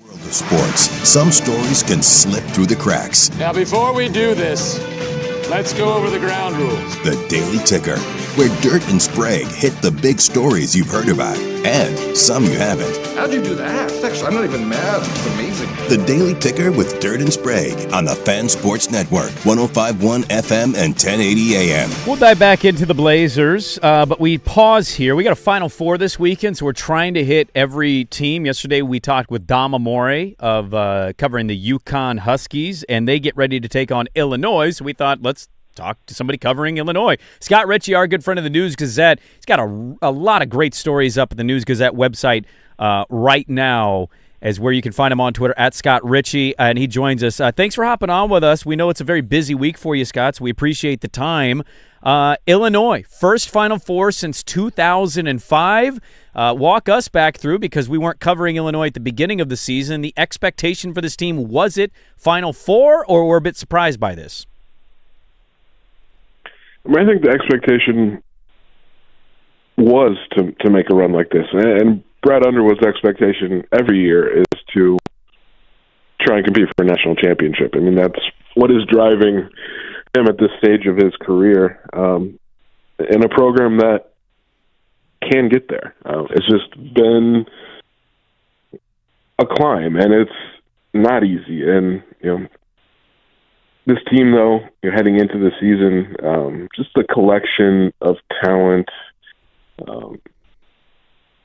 the depth they had, the diversity in scoring that they could provide. Yeah, I think getting to Indianapolis was always the goal, and they kind of battled through a tough February and have come out the other end playing some of their best basketball, clearly when it matters the most. Well, he's been there since 2017, 2018, so he gets there, and it takes him a couple seasons to get it going, but he starts getting to the tournament and starts building a roster. I find Brad Underwood's story of the four coaches, because there's all great stories throughout this tournament, and these four coaches are extraordinary. I find his story the most interesting, and the backstory of how he even got himself to Illinois and now has himself in his first Final Four of his career. What have you learned about Brad Underwood since he got there? Yeah, just very intense, certainly, but tempered with, you can tell that, especially with this team, he just really enjoys being with this group. And I think that is reflected in how he talks about them and how the players talk about their coach. But yeah, it has been an interesting path for him. I mean, he coached for almost 3 decades before he got his first Division I head coaching job. And then has pretty much just won everywhere he's been. I mean, he had 3 really good seasons at Stephen F. Austin, his one season at Oklahoma State that made the tournament, and after a couple of rebuilding years at Illinois, has been in the mix at the top of the Big Ten, winning at least 20 games, making the NCAA tournament every year for the last 6 years, and would have been 7 with the pandemic canceled tournament in 2020, and now to the Final Four. And it's been a long time coming for him and a long time coming for Illinois to get back to this stage, because you look at the roster and most of the team wasn't born yet the last time Illinois played in the Final Four. There's a couple guys that were 2 or 3 years old, maybe one, but it's he's got Illinois where he envisioned the program could be. Scott Ritchie, our guest here, the News Gazette. They took on UConn in November. They ended up losing that game 74-61. I'm kind of curious just the development and growth you've seen. Now, obviously, it was early in the season. Keaton Wagler has been probably the story for the Illini in terms of making a name for himself along this tournament. Stojakovic and him combined for 6 points in that game. What else has changed for Illinois since they played UConn early in the season? Well, Keaton's role is definitely the biggest change, because that was before they had made the move to just put the ball in his hands all the time and let him run this offense. I mean, he only played 14 minutes in that game. A lot of it, he just kind of was off in the corner, not really a factor. And I think, Brett Underwood and then Tyler Underwood, the offensive coordinator, saw that was not super effective against a good team, and found a way to maximize Keaton Wagler's ability, and that started the next game. I mean, he was terrific in their win against Tennessee about a week later. But I think he's just, since November, this team has settled into who they are. They're still tweaking some things, certainly early in the first month of the season, as they got guys back from some preseason injuries, some preseason illness, the combination of the two. For Tomislav Ivicic, who had his tonsils removed in October and then had kind of dealt with a bit of a knee injury as well. And they've found their best form in March. And it's shown in the tournament. They've had a couple of games where teams challenged them in the first half, but by the second half, Illinois had asserted itself, and they've won 4 tournament games fairly decisively, even maybe if the Iowa game was closer than the rest. Do you like him in the matchup? I do. And if you look at UConn, like, they're a different team than played in New York against Illinois in late November as well, because Tyrus Reed and Braylon Mullins were both coming off injuries at that point.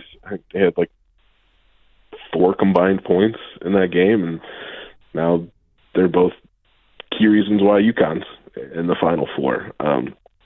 But yeah, I mean, I was maybe even a little surprised Illinois opened as a favorite in this game. It's not by much, which is not really shouldn't be a surprise. But I like the matchup. I like more than the matchup. I think I like the way Illinois is playing right now, and that's as important as anything. No doubt about it, man. We're looking forward to the matchup, looking forward to the great coverage. Scott Ritchie of the News-Gazette hopping on with us this morning to preview Illinois and UConn. Scott, thanks so much for the time, man. Enjoy the trip, enjoy the Final Four, and hope we can catch up with you down the road. All right, sounds good. Thanks. All right, there we go. Scott Ritchie of the News-Gazette. Illinois, UConn. Feel the excitement.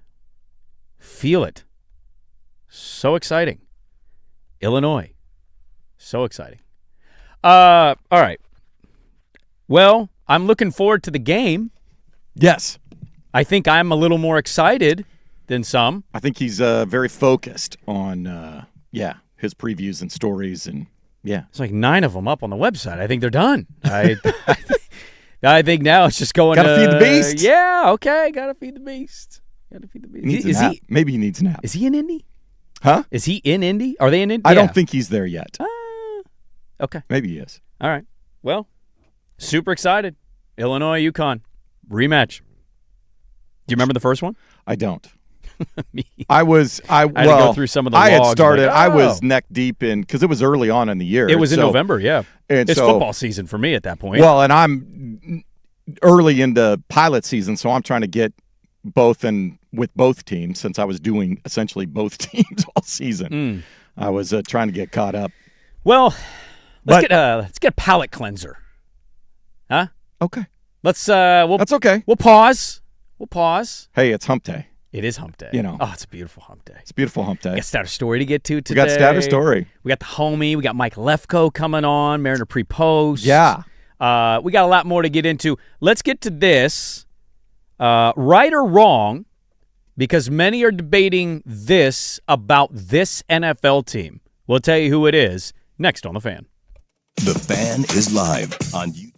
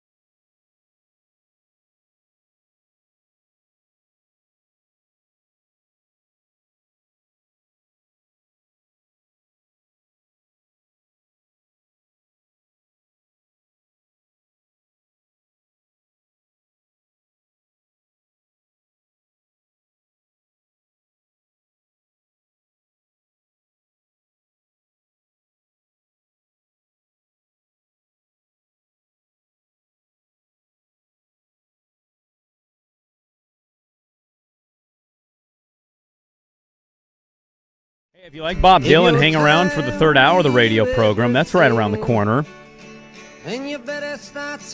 Somebody said you should rank the all-time worst interviews on The Fan. That had to be right up there at number one. I disagree with you, sir. We have many more worse than that one. I will acknowledge, though, that was... It's not exciting. The beginning of that one was like, okay. And I didn't want to cut after one. No. That makes it abundantly clear what's happening. He had information. Did he? Yeah. What do you give me? See, you might as well just say this again. Some high school kid's going to get the full swag treatment tonight. At some point, you just got to own up. You said he gave information. The only information I got from that was that Keaton Wagler gets the ball more. Yeah. I teed him up. Brad Underwood's story is phenomenal. Yeah, it's amazing. I already know the story, but for listeners that may have missed it for a Final Four, he's got the best story of the four. Like Tommy Lloyd, all these guys work their way to these jobs, right? But Hurley's name is pedigree within high school ranks, so obviously there's a tie in there. His brother, Tommy Lloyd, and learning under Hall of Fame coach Mark Few. Now, Congratulations, Mark Few. And then Dusty May. There are stories that are good. Brad Underwood was legitimately driving a 15-passenger van at JUCO, having to make the schedule while also having to buy all his equipment just to hope he could be a head coach. Exactly. And was so good, worked his way up, and eventually has now reached the Final Four for the first time in his life. That. Amazing. He just was like, yeah, it's good. Okay. Not the worst. No. Far worse interviews in total fan history. Oh, yeah. And not even top 5 worst on our show's history. No. But I don't blame you for having the thought. I also was sitting here going, oh, my God. No, that's always a tough one because you're glancing at me and whispering. And yeah, Ryan said, so bad I had to bail. Look, I don't blame. I understand. I almost just turned the mic off and made Swag do it and sign off. It actually would, you know what? We'll do that sometime. That is a great idea that has just naturally come to my mind. What if the next time something like that happens, it's just you and I? Yeah. We have a rando. Yeah. And you can tell, I show it. If you watch the YouTubes, you can see me visibly just like, oh my God. And I'll give you a little sideways head turn. I'll turn the mic off in the middle of an answer. I will walk out of the studio and you just naturally ask a question and even see if they notice a difference. Just to see if is there any difference in the voice to somebody? I just think we play that game next time. Sure. But I appreciate you for booking him. You never know who these people are going to be. No, I know. And he's a beat guy. He's been covering him. He's there. That paper is down in the Champaign area of Illinois. So he's there. He said that dude was so excited. He reminded me of the professor in Ferris Bueller. Ben Stein. Illinois. Wagler. Illini. Wagler. Final Four. Dude, you're going to be at a Final Four this weekend. I hope he's still not listening. That one. I don't think people listen.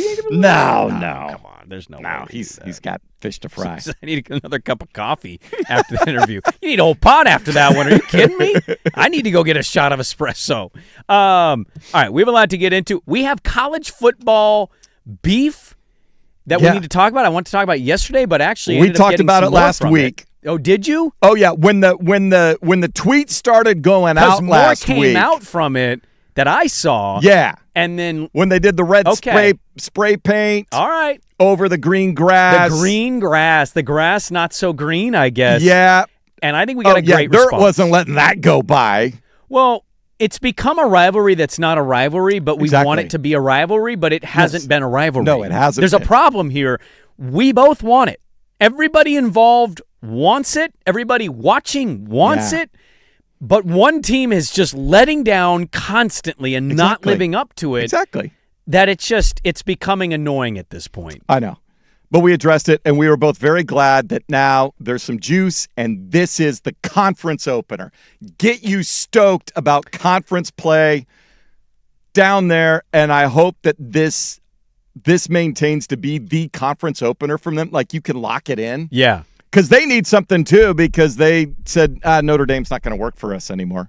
Well, now you're just giving it away. It's a tease, Swigard. You're not supposed to give away who we're talking about. Oh, Although well. I think most of the local people will understand who it is. Yeah. It's pretty obvious. Yeah. It's a local time. I didn't see your notes prior to the show. That's so okay. I forgot to share them with you. That's just because we've been doing this a while. Our shared show sheet. Yeah, we're reading each other's minds here. You just read the tease and you just started talking about it. I will say there is an element of it. I'll push my NFL segment. I do want to talk about what I was going to get to in the NFL because it's been interesting, the narrative stuff coming out of it. But I think there's an element that in that sport, if you eliminate rivalry weekend, The last weekend, Thanksgiving weekend? Yeah, and some of those rivalries are great, right? Some of those other rivalries a little lopsided, just depends. Yeah, based on geography and history. I think if you don't count that, we need this in our lives. Absolutely. And we need more of it. It can't just be with these two teams. It needs to happen more in the sport because what you have right now is in college football, you've got, despite having the expanded playoff, and I'm not surprised it's evolved this way, what you're getting is you're getting teams that stub their toes one too many times, losing a game they shouldn't, costing themselves a playoff, and what's happening from that is the coach then comes out and goes, well, I don't think we're going to schedule these games anymore. See Sark, Texas, Ohio State. Well, why do we need to play Ohio State? Yeah, especially after what Signetti did. Signetti doesn't even want anything to do with a non-conference schedule. No. He will just He's play like, nobody. they're unnecessary. If we put a team together that He's kind of right, unfortunately, but he's also wrong from our vantage point. yes, These are important. well, he's We not need interested these. in appeasing everybody else. He's interested in winning titles. Well, the one thing which is that- what you want your head coach No focused doubt. on. Look, we are football sickos in this country, on this station. We understand this. We also, if we're being honest, how many weekends in the non-conference do we truly get really jacked for the slate? Now, we poo-poo the bad weekends and they end up being sneaky good. Yeah. But like the marquee events, somehow with an expanded playoff, they're going by the wayside, and I don't like that, but I also understand why programs are doing it. Well, early in the season, that is the case because the Big Ten and everybody forced the SEC to go to 9 conference games. So when you get into conference, yeah, you can, there's more yes, headliners there's more week in, week out. But yeah, the non-conference, everybody's like, we're gonna play let's not Marshall. risk anything too big. I agree. Let's talk about that, tell you who we're talking about. I think most of you know, but we had a follow-up on it. So we'll kick off the third hour of that, a loaded third hour. We'll talk with Mike Lefko, Mariner pre-post. I know he'll be more excited about the Mariners start of the season and the contract they gave Colt Emerson than who we just talked with. So that's coming in third hour. Dirt and Sprague, 105.1, The Fan.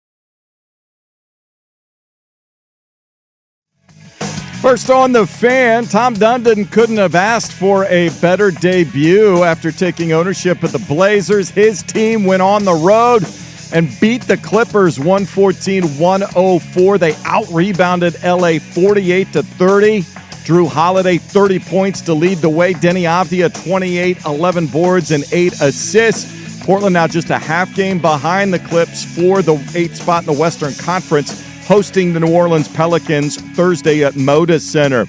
Luka Doncic had 42 for the Lakers. He finished the month of March with 600 points. They get a 127-113 win over the Cavaliers. They clinch the Pacific Division and are two games up on the Nuggets for the 3rd seed in the West. Mariners hope the Bats wake up for an early 1:10 first pitch today against the Yankees. They were quiet Tuesday night, just 4 hits and a 5-0 shutout to the Yanks. Rubber match of the series will have Cam Schlittler and George Kirby on the mound. More sports scores and stories in 30 minutes. Jason Swigard from the George McCoy at Warren Allen Sports Desk.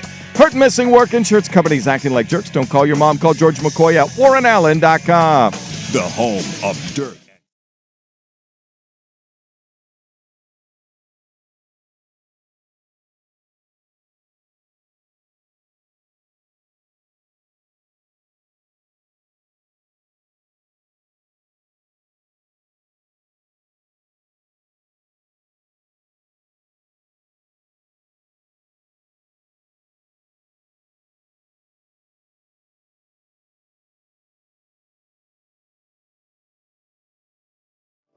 Hey, welcome back in. The 3rd hour of the radio program known as Dirt and Sprague here. We roll on. We got important ticket opportunity in the 3rd hour of the radio program. When it happens, nobody knows. Mike Lefko does Mariner pre-post. He'll join us at 8:30. They sign a prospect who's never had an at-bat in the big leagues to a $100 million deal.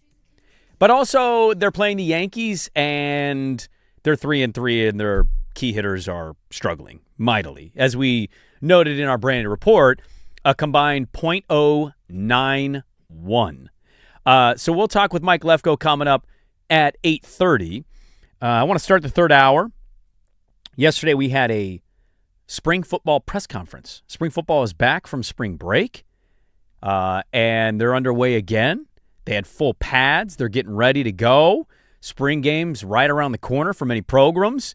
And if you've noted, and you said you guys talked about this last week, so I won't dive too much into it, the backstory here is USC is getting recruits, and recruits that are in contention are, deciding between Oregon, Ohio State, USC, so there was one that was the final, came down to, and then supposedly they flipped one. And so USC starts trolling Oregon, and the grass isn't greener, and their social media is going abuzz. And the funny thing about this is we'll get to the Dan Lanning, because Dan Lanning was asked by Ryan Clark yesterday at his press conference. I actually heard this live, and I started laughing. The funny thing to me is that even I saw Matt Leinart was like, I don't really care about trolling. I really only care about what you do in the fall. Yeah. I love that even a former USC quarterback was like, Dan Lanning's right. Exactly. And here was Ryan Clark asking Dan Lanning about the trolling by USC over a recruit. There was some social media trolling from USC after some recruiting news came through this week a couple of times. I'm wondering your reaction to stuff like that. And yeah, no reaction. I'm much more focused on winning the fall. That was it. That was the answer. As simple as that. Dan Lanning, we know this about him. He is a psycho, and these are things that he, we're going to see. I cannot wait for the pregame video. If they end up winning the game, they'll release video. The Ducks versus them. If they do a Ducks versus them, which means they win, that pregame speech. Now, we had it last year where he was like, this ain't Reggie Bush. This ain't the 2000s team, right? This is a different era. We also know that if they lose that game down in L.A., we won't get that video. No. That being said, I'm going to need to see that pregame speech by all means. Now, somebody texted, can't wait to hear that USC has beat Oregon since 2016. I don't really care about that. You already know that. So why do I need to talk about this? This isn't about, you could beat us. I'm not even a Duck fan. I'm just a college football fan. And what I would say to this is, one, perfect approach for Lanning. Having the former USC Trojan quarterback great basically echo Dan Lanning and say, I also don't care about trolling. Win in the freaking fall. I think all of this is building to what you and I talked about pre-show as we got way too excited about college football at 5:41 a.m. this morning. Yeah. Dude, it's a first conference game this year for both teams. September 26th. The non-conference is not the most exciting. And so you have to wait for good conference games. Now, look, you get good teams that play each other. Oh, yeah. But I will reiterate what I said in the last segment and bring it back. We need more of this. The sport is great. The sport is growing. It's thriving. I still think, and I will hold the opinion, I do think the sport is fundamentally broken in a lot of ways, but I will not argue with the success it has, how popular it's the second biggest sport in America now. Right. If there's not a great World Series, like that's just the reality. But what it's lacking is we need more coach program against coach program. Right. You got this a little bit with Dabo. Dabo came out and just straight up named Ole Miss and Pete Golding. Now, Pete Golding had to respond, and he was like, oh, there's two sides to every story, you know? We need more of this. I know he just passed away. I don't mean to highlight a dead guy. But who did not love Ryan Day calling out Lou Holtz when Lou Holtz from a retirement center was calling out Ryan Day's team for being soft? Exactly. I love that. Notre Dame and Miami keep going. Yes. Yes, that's a great poll as well. I mean, look at this weekend's Final Four. Brad Underwood's a pretty, firm coach, but a little different. Hurley is a psycho. Hurley's a psycho, and he plays the heel. And you need because the heel. other guys like Tommy Lloyd, Dusty May, Brad Underwood, like where they came from, where they started, what they've done. They're You're very all measured with kind their of approach. rooting for him too. It'd be a great story if any of them won a title. Agree. And Dan Hurley's the one guy of all of them. Exactly. You either love what He's Dan the Hurley Joker. is, or he is the Joker. You either love and agree with him, or you're like hell to the no. But you're fascinated with him. But you want to watch it. Is that jacket going to come off one shoulder? He said he meant to chest bump the ref. He said he thought the ref was going to chest bump me. Oh, that ref's not part of the Final Four pool, by the way. Breaking news. Friend of coach who got headbutted and didn't assess a technical, not going to be a part of the Final Four. The fact that he even said he thought the ref was going to chest, why would a ref, while the game is still going, go chest bump a coach, even if they're friends? I don't know. College football is great. I love it. There's not a whole lot out of this. First of all, also, you're trolling on a 4-star? Yeah, come on. I mean, okay, I guess. We'll see if the kid hits the portal. Little victories. But no, I mean, in all seriousness, you need USC to take a step this year in what is this, the fifth year for Lincoln Riley? You need them to take that step with the quarterback. That game has already got juice, and now it's got even more juice. And if they can come in both undefeated. Yeah, it's easy to get to L.A., So for the Ducks, Boise State at home at Oklahoma State. You get Portland State at home the game before. I have no idea if Oklahoma State is going to – they're going to be far better than they were last year, losing 69-3 or whatever the hell it was. Second game with a whole new regime and program. They got the transfer quarterback. Is it Mestamaker? Yes. From North Texas. He came with the coach. We'll see what that is. But if both teams go into that game undefeated, this is what delivers in that sport. We all had these rivalries. We all had the Bowden and the Spurriers, man. And that sport is so coach-driven too. So, USC's 3 home non-conference games: San Jose State, Fresno State, and Louisiana. They're 3. That's 3. And then they go to Rutgers, so they'll play a game before. Oh, they're at Rutgers before. They're at Oregon. Rutgers the week before. Oh, so this is Oregon's opening opener. And USC's second. And so USC's second. Can't wait for Lincoln the only other road game of note, the Ducks do go to the Horseshoe later in the season. Okay, so second biggest road game for you is USC. Yeah, and that to you, what you said earlier, because I went down. That's the perfect setup. I get USC. I get seats. some nonsense juice beef garbage at the start, but it gets me excited. Yeah, I go to Ohio State in the middle of the season, and then you get the Huskies to close it out. I almost get disappointed when I find out Coach Beef gets squashed. I understand why it does, but this happened with Rob Saleh and Liam Cohen. You remember that saga this year? There were basically Saleh was actually giving a compliment because he was saying anybody from the McVay Shanahan-ish tree. Like, they're very good at reading signals and signs. And so he called it sign stealing, which has a natural negative connotation to it. And he said that, and then Liam Cohen didn't forget it, and then the Jags beat the Niners, and it was, don't effing talk to me or get the F away from me. And they had to be broken up. They were just at the coaching, the NFL meetings, and they were like, yeah, we squashed it, we're good. And he said a lot of coaches have given him crap for it, but I almost get disappointed. I need coaches to hate each other, and it feels like Dabo is primed to hate Pete Golding or anybody else right now because it's not gone well for Clemson per se the last year and a half. And it works better in college than the NFL. It does. And I think Lanning knows this. Yeah. And if he can win that game. game. And Lanning, and we've gotten to know Dan, we know, okay, he's not going to talk about it because, but we also know he sees it. He's keeping receipts. You're damn right. It'll come out at some point somewhere. Yeah. If he gets over. I mean, like the week he's on with Isaac and Suk this season, and they probably bring something like this up, or like, hey, the history with Lincoln. He'll downplay it, and he'll compliment Lincoln Riley. Oh, they run a good program down there. We're hoping to win a big game. But if they win, just deliver. That's all I want. Just deliver. Give me some Ryan Day nipple piercings, man. Like, that's all I want in that sport. Is I love when the coaches have, and he puts it into the field. Like, that is I love it. There is no lead big enough. There is no calling off the dogs in that game if they get up. Oh, it's 45 to 13, and the Ducks have pulled away. Onside kick, let's go. Dude, we're going for 2 on the next touchdown. Why? Well, don't worry about it, man. Point differentials. What? That matters? Yeah, it does. So they're wearing green jerseys for that game, right? Don't you go all green for that? Can you go all green with? I guess you go all green if they're all red. Doesn't matter. I mean, they're reds. They're red or white or gold, but they don't have or black. But who knows? They might go in Stormtrooper. You never know with that program. They might but go in after Oreo. The grass not always greener, you go all green, don't you? I think he wears green. Yeah, and I think the Gatorade is green.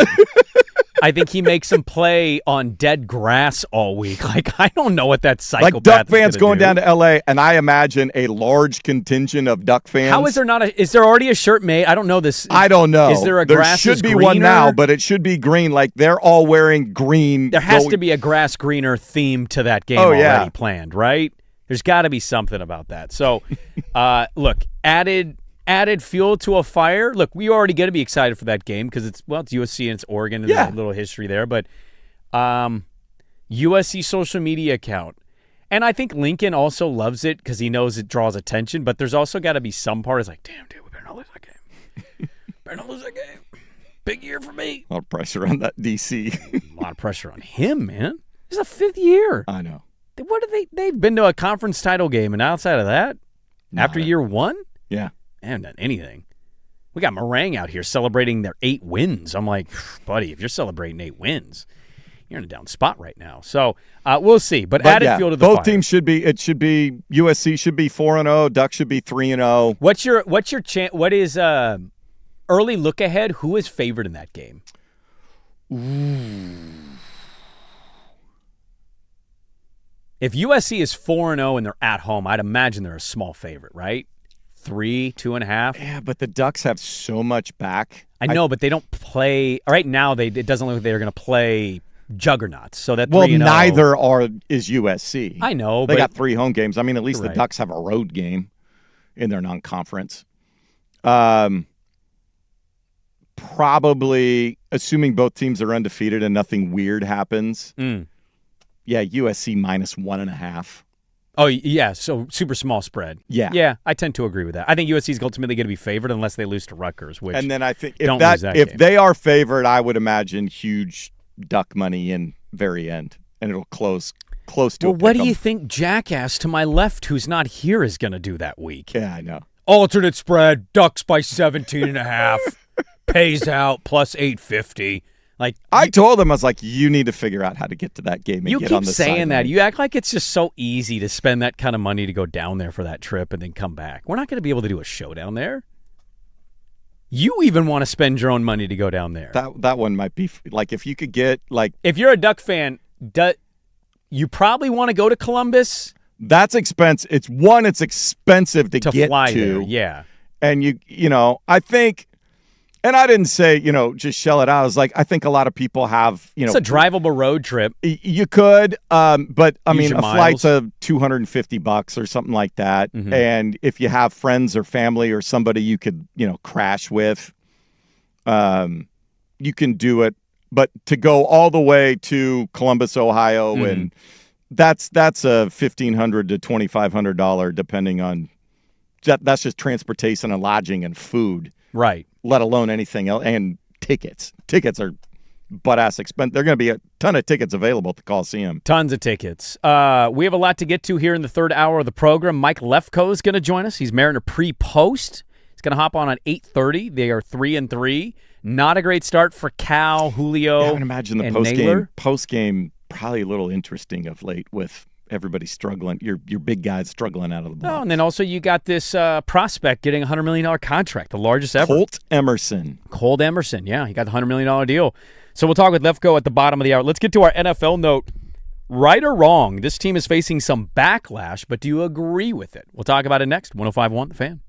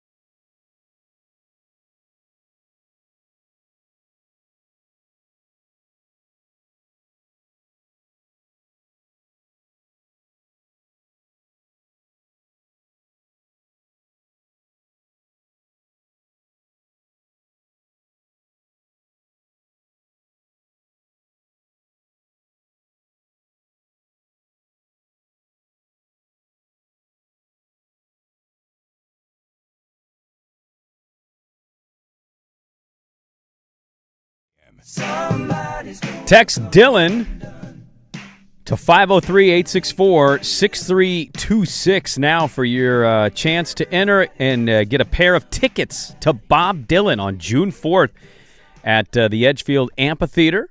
Head to 1051thefan.com for complete details. Again, text Dylan, D-Y-L-A-N, to 503-864-6326 for a pair of tickets to Bob Dylan on June 4th at McMiniman's Edgefield Amphitheater. Talk with Mike Lefko coming up here at the bottom of the hour. Dive into a little Mariners. Not expectations of those Mariners. Yes. I watched a decent chunk of that Yankee-Mariner game. Didn't give me a whole lot to watch. Didn't do anything. Yankees won 5-0. 4 hits was all they mustered. My team lost to the A's. I had to, so I have the Braves bundle package thing. Yes. And I've watched every game so far.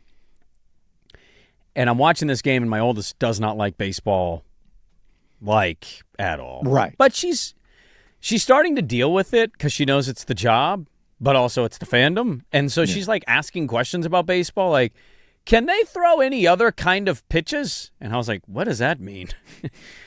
They can throw out to, the catcher so he can throw out a Or does she mean, runner? underhand, like softball? I don't know. I didn't really I tried. I tried to guess. You're like, he throws 6 different pitches. I say he throws different pitches across the plate. She goes, well, Right. but it didn't seem very hard to throw in that little box because she sees the strikes on the box. And I go, well, that box isn't actually there. Yeah. And it is very hard. It's further away than you think. You and they're need to throwing. take her out to a mound one time and go. She "Here you has go." no interest. I mean, literally none at all. We tried to do softball years ago. Yeah. And no interest. Not Monet Davis, huh? No, thank you. Not even willing to try it. Don't want to wear a glove. This is weird to me. But she watched her old man. So the Braves have had one series. This is their second series. So this is their 5th game of the season. And the pitcher for the Braves, Suarez, is getting lit up yesterday. The A's are beating my team. And she's watching her old man, the 5th game of a 162-game season, cursing out loud in the 7th inning of an Oakland A's, Vegas A's, Braves game. And she's like, man. You're right. What, you all right there? And I'm like, no, I'm not. There's a lot going on. Seeing gas prices. Can I get you a sandwich? The world sucks and so does my team. Let me make you enchiladas. Mike Lefko will join us coming up here at the bottom of the hour. Talk about those M's with him. There's 3-3 start. The series of the Yanks is over. It's a 3-game set, right? Yeah, getaway day today. Getaway day. 1:10 first pitch. Oh, so it's not over. They have one more. Yeah, today's the rubber match. So they play. They played 4. The opener was 4 against the Guardians, and they split. Okay. And so they're 3-3. Yeah. And it is Cam Schlittler. Oh, we got Schlittler on the mound. Yeah. Lucy Burge's big guy. So Lucy might be tuning in to some Mariners action. I'll text her to see if George she's Kirby watching. going for the M's. Oh, Kirby on the bump. Yeah. Okay. All right. Well, we'll talk with Lefko about that. Maybe that's why he was so willing to hop on in the 8 a.m. hour. I'm always nervous about the pre-post guys. No, he'll be up early. They got, he's probably on, I don't know, noon, 11, somewhere between 11 and noon he'll start. Okay. I wanted to get to this Frank Ragnow story. Have you seen this? Out of Detroit? Retired center for the Lions. Yes. So Frank Ragnow retired, and now there is a story that's popped up out of the Detroit Lions franchise. And it's got Detroit hot and bothered and split a little bit here. Oh, he was not all... so he signed a contract extension in 2021. Yes. The $6 million signing bonus is instantly transferred into his account. Correct. Okay? The signing bonus is paid immediately to the player, but it only counts against the cap an even amount over the length of the contract. That's why they do the signing bonuses. It gets them some dough, but they can spread it out. That's why you see 5-year contracts, but the last 2 years aren't guaranteed. In his case, the $6 million hit $1.5 million against the cap in each year from 23 to 26. Right. Once he retired in 2025, there were 2 prorations left to hit the cap, about $3 million left to hit. The Lions, going back to Barry Sanders, are a team, and by the way, this is in the CBA, are one of the franchises that hits the player up and says, you're retiring? Give us the rest of that signing bonus back. And Frank Ragnow is a longtime Lion who, by every former teammate and player that's retired or is playing is a dude that spent his whole career playing severely injured. Yeah. They had their former linebacker, Anzalone, came out and was like, really? The dude played with this, and that. And now you're going to ask him to give back $3 million. Now, again, this is in the CBA. Teams are allowed to recoup the money from the signing bonus if they so choose. But this is the fundamental belief of the Detroit Lions. They're not the only team that does this, by the way. The 49ers, they forced Chris Borland to repay his signing bonus after he retired one season into the NFL.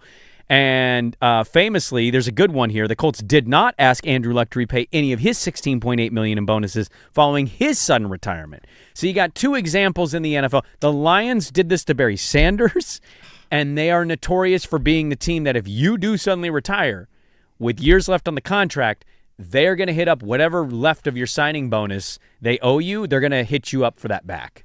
And now this has got Detroit hot and bothered, including players, fans, media alike, of like, no, this is okay. It's their money. They're allowed to do this. And the other side of that is, this dude spent how many years working and busting his tail, helping turn your franchise around, played through injury, and you're going to ask him over a measly $3 million? So it's not a bonus, it's an advance. Yeah, but it's not called a signing advance. It's called a signing bonus. It's a bonus. If it's a signing bonus. There are actually people holding on to that difference of point. Like, it's called a signing bonus. Now, is that just what we are calling it, or is that what it's actually called in the CBA? I don't know what a bonus is. That's where you go to the glossary and the definition of terms and blah, blah, blah, blah, blah. Well, because if you're saying if it's in the CBA. It's in the CBA to be okay to get this. Yeah. Look, I understand where companies are coming from. It's $3 million. I just like, come on, really? You're the NFL. This will be something agents now they'll just have a provision. Any signing bonus paid up front is. Barry Sanders had to pay $7 million back, by the way, by his sudden retirement. Calvin Johnson had to repay 1.6. Yeah, Megatron was not happy about it, and that's why he. Well, this is what ruins franchises and relationships, man. Money. Yeah. Like the whole it's nothing personal, it's business. Like, no, it's not, dude. Even when it's business, it gets personal. And for these players that are out there risking their bodies every single week to try to win football games for you, I think the minimum they're asking you to do is I can't wait care. until there's a free agent that Detroit wants to sign, and it comes down to that. And then the player comes out and says, I was all excited to go there. I love what Dan Campbell's doing. I fit with the offense or the defense or whatever the case.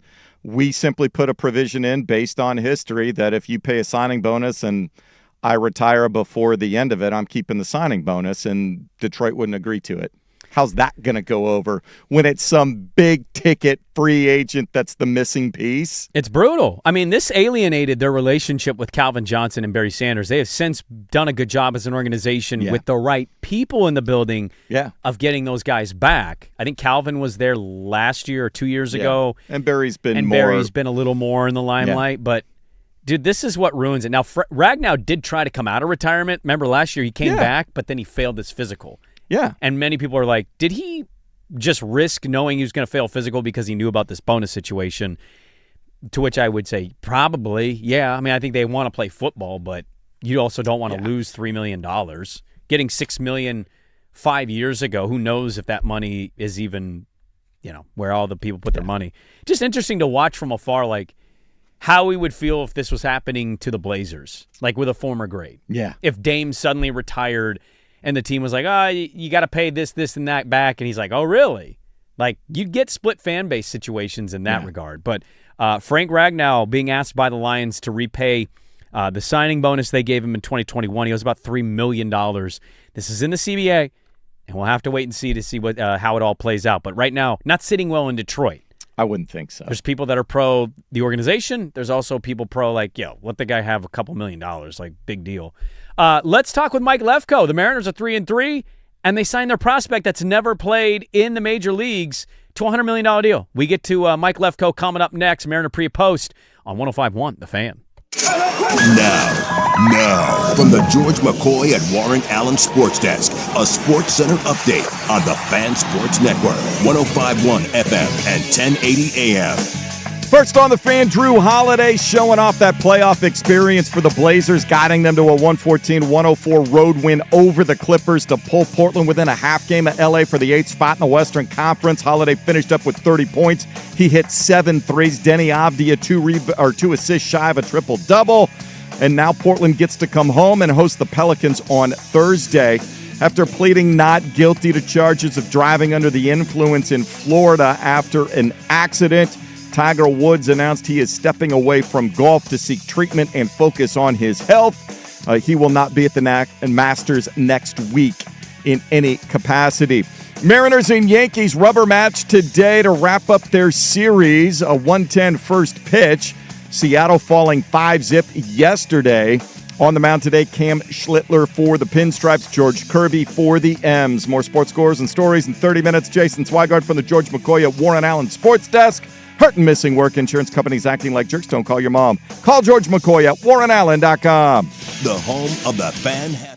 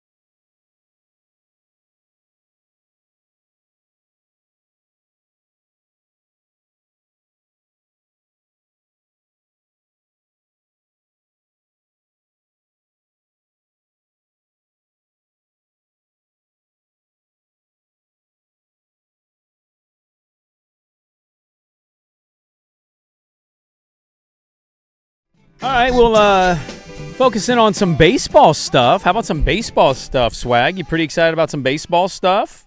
Huh? Baseball stuff this year? Very excited about baseball stuff this year. Baseball stuff! The Seattle Mariners, they lost yesterday. They got a getaway day today against the New York Yankees. They lost 5-0. They're 3-3 on the year, and they had a huge contract announcement yesterday. So I thought, you know what? Let's get on our good friend. We haven't talked to him since the Toronto series. Mike Lefko up there, Seattle Sports, and the Mariner pre- and post-game host. You can find him on social media at Mike Lefko. Good morning, Mike. How we doing?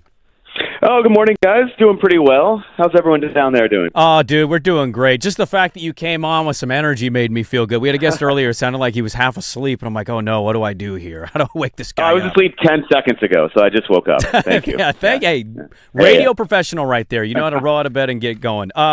So Mariners lose last night. What do you make early on? I know it's 162 games, 3-3. What do we make early on so far, what we've seen from the M's?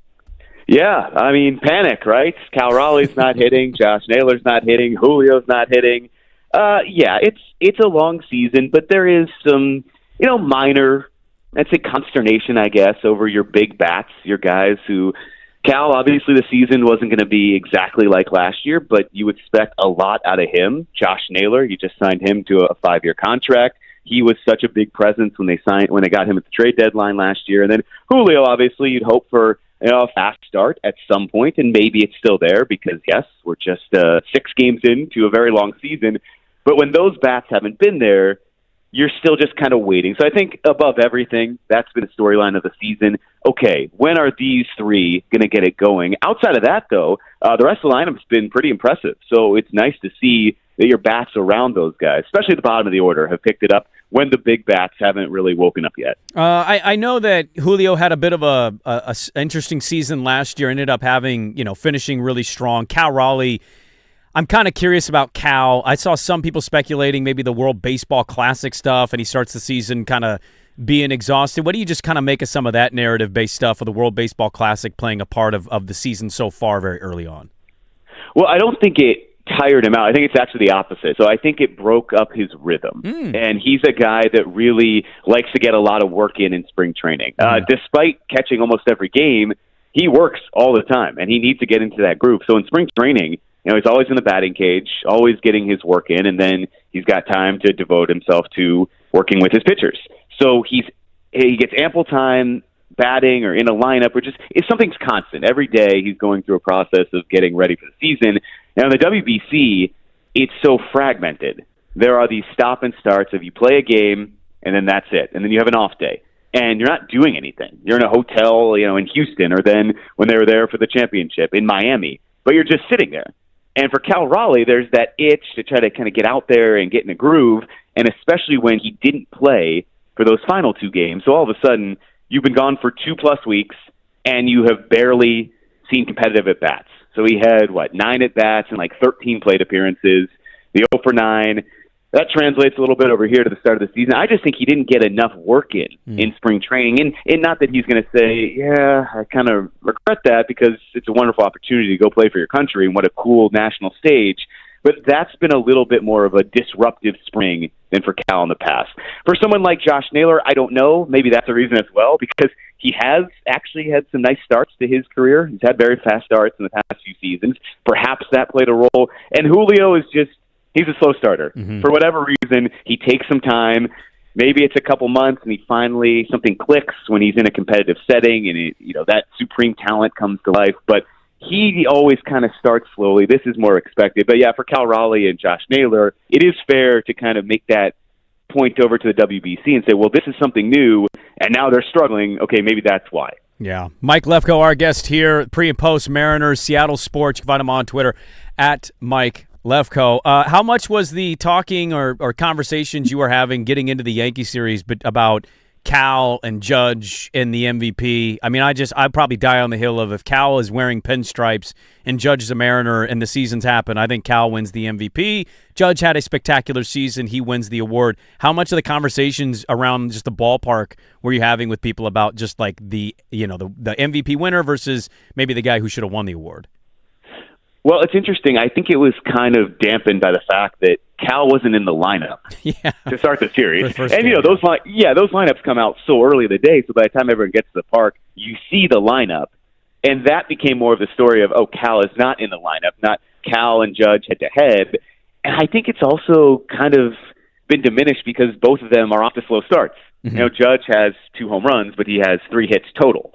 So he hasn't done much. Cal hasn't done much. He comes through in that big moment. And then, 2 nights ago when he drives in the game winner, it's all right. Well, look, there you go. There's the MVP. Coming through in the clutch. So that was always going to be on the surface a fun kind of head-to-head, but I don't think it's the talking point, especially this early, where it's cool that both stars are here, but you're just trying to figure out each team. And, pitching has kind of been the storyline of the season for both of these teams. And Max Fried is just filthy. Showed it again last night. And the Mariners are riding a lot of momentum with how these starters looked the first time through the rotation. Before last night, Logan Gilbert had, maybe the not the weakest, but he had the shortest outing. Certainly, he goes 5 1/3 in his first start. Everyone else turns in a quality start. So I think there's a lot more optimism about the pitching and about, all right, well, what's George Kirby going to turn in tonight? Or what's someone like Emerson Hancock, not originally even supposed to be in this starting five, what's he going to do to build off of 6 no-hit innings? So the pitching, always kind of the bread and butter of this team, has kind of overshadowed that Judge-Cal head-to-head dynamic. How are you liking the ABS? I have found that I had the opinion of, I kind of don't like it. I like the human element, but I understand why they're doing it. I think I love it. How do you feel about it? Yes, it's very fun. It adds another strategic element to a game. So some more things to talk about, more things to analyze about, the Mariners hitters being too cautious. When do you deploy a challenge, even if it's too early in the game? And then watching the Yankees go 5 for 5 on Monday, it's hilarious in a sense, but it's also like, well, yeah, I see how this could be a good competitive advantage if you make a pitcher work one more pitch or 2 more pitches in an at-bat, and someone like Luis Castillo, who a couple of times maybe thought he had a strikeout, he's got to settle back in. Now, it didn't hurt him, but you can obviously see what could happen if, hey, you think you have strike 3, it gets overturned. All right, you're still coming to terms with that next pitch. You let one slip. It just leaks over the zone, home run.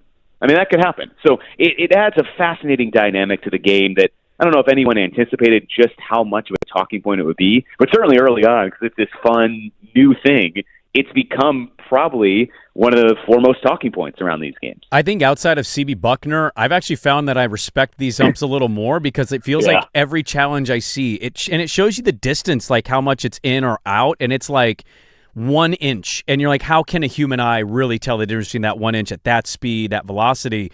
Whereas when the catchers challenge and they lose, I actually judge the catchers a lot of like, dude, you're the one catching. You don't know the zone. How are you losing that challenge? So I don't know. I found it very interesting to you, what you said about the strategy. I've really enjoyed it. Now, what are your thoughts, your reaction to Colt Emerson, prospect who has not had an at-bat in the majors, getting a $95 million deal that could go upwards of $130. Obviously, we know this is a roll of the dice on what he's going to become as a Major League Baseball player, but just kind of the feeling and thoughts of seeing that contract, the highest ever for a player of his caliber, given out yesterday.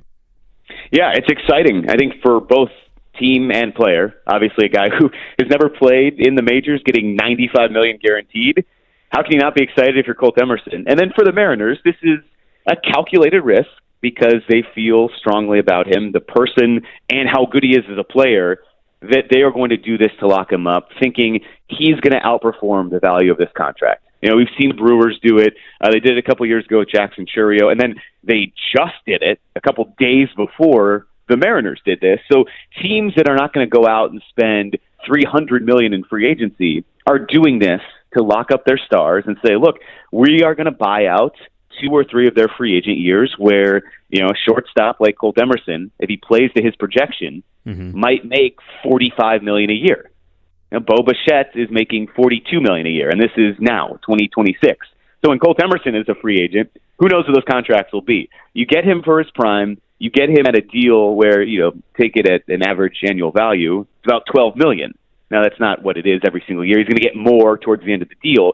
But if the Mariners are getting him at approximately $12 million a year, and he turns into, a 3 or 4 WAR player, that's a great deal. If he turns into something like everyone expects, one of the top prospects in baseball, then it's a steal. And the Mariners have long-term security there at that position. Colt Emerson has long-term security at that position, so he doesn't have to worry about going out there, suffering a fluke injury, and maybe never getting that big payday to warrant what he could be worth. I think it's a great deal for both sides. It makes for a slightly more complicated short-term projection for when he comes up and where he plays, because you have J.P. Crawford there, a good established leader in the clubhouse, and that kind of sticky situation of, you know his contract is up at the end of the season. What happens there? All right, well, maybe his long-term future is now probably solidified that he's not going to be with the Mariners. But short-term, how do you keep J.P. Crawford there, who's a valuable part of that clubhouse, but also bring up a guy in Colt Emerson who they believe is very close to making a big league impact? Has it broken your brain as an Indiana native to see you guys be a football school and not be a good basketball school? Is that broken your brain, or are you used to it now? It's broken my brain because I am a diehard Purdue Boilermaker fan. So it hurts. It hurts to see the Indiana Hoosiers, the most inept team in college football history, be that good. So it's more painful than anything. But yeah, I mean, what a crazy changing world of college sports, right? That you can kind of go in and just throw some money down and revitalize a program like that. How's the pickleball game? I haven't played in a while. I got to admit, I've really been slacking. I think maybe it's the weather. And the fact that, I looked up and somehow it was baseball season. I thought it was football season still. So the Seahawks, they go on that run, and they go into mid-February, and it takes up a lot of time, and now baseball's here, and I've just gotten a little lazy with the pickleball, unfortunately. I don't blame you. Are you like a wrist, a sweatband wrist guy, headband pickleball player, or are we dressing more youngerish compared to maybe some of your other players out on the pickleball court?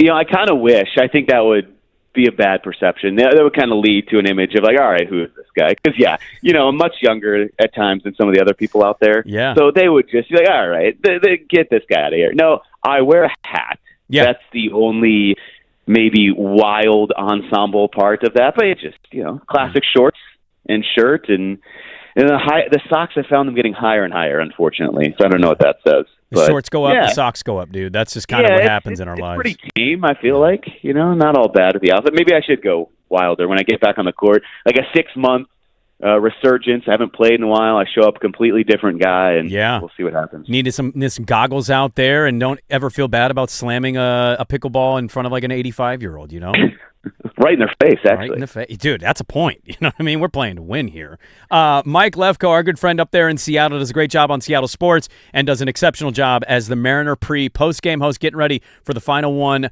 up in Seattle today against the New York Yankees. An earlier start time as the final one, the getaway day. Thank you so much for hopping on this morning, man. We always love catching up with you, and hopefully we can talk again as the season goes on. Yeah, sounds great. Thanks, guys. Talk to you again soon. There we go. Good stuff from Mike Lefko of Seattle Sports.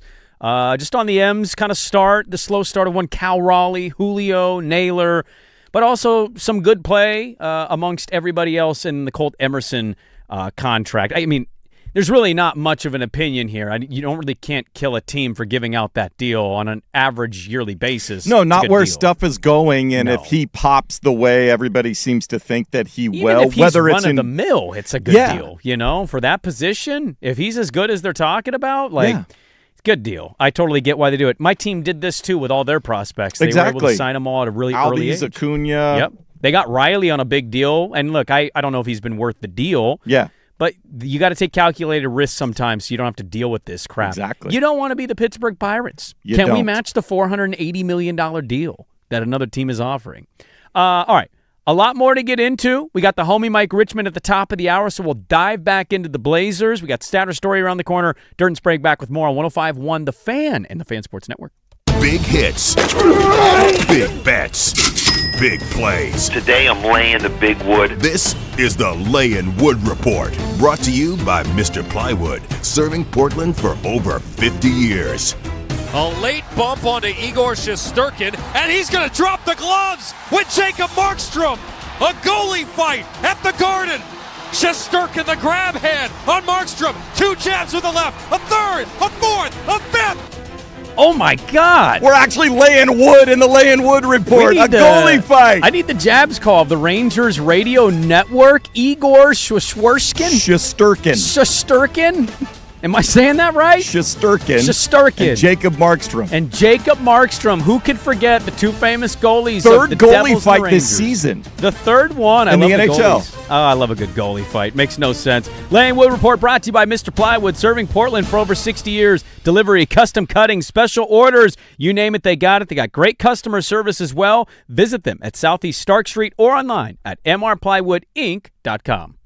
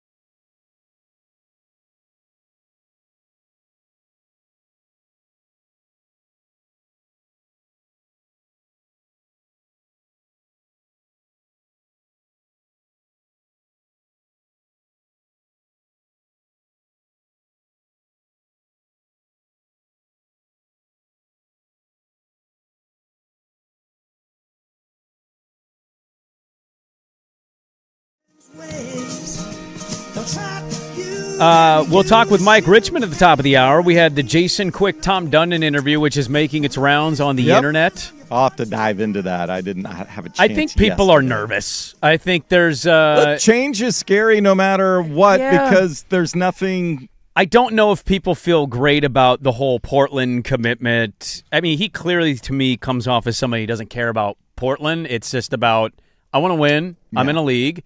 I bought a team on a clearance rack.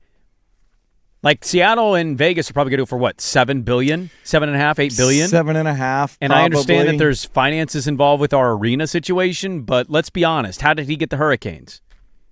He got them because the owner was flat ass broke and came in and was like, here's a couple $100 million. Give me the ownership. Well, that's what you do. How do you get the Blazers? Buy low, you see potential. Here's a sales rack. Like, he's getting these teams cheaper than other organizations are going for, and he's not the most cash-heavy dude. So I just think there's a lot of natural nerves of the new ownership.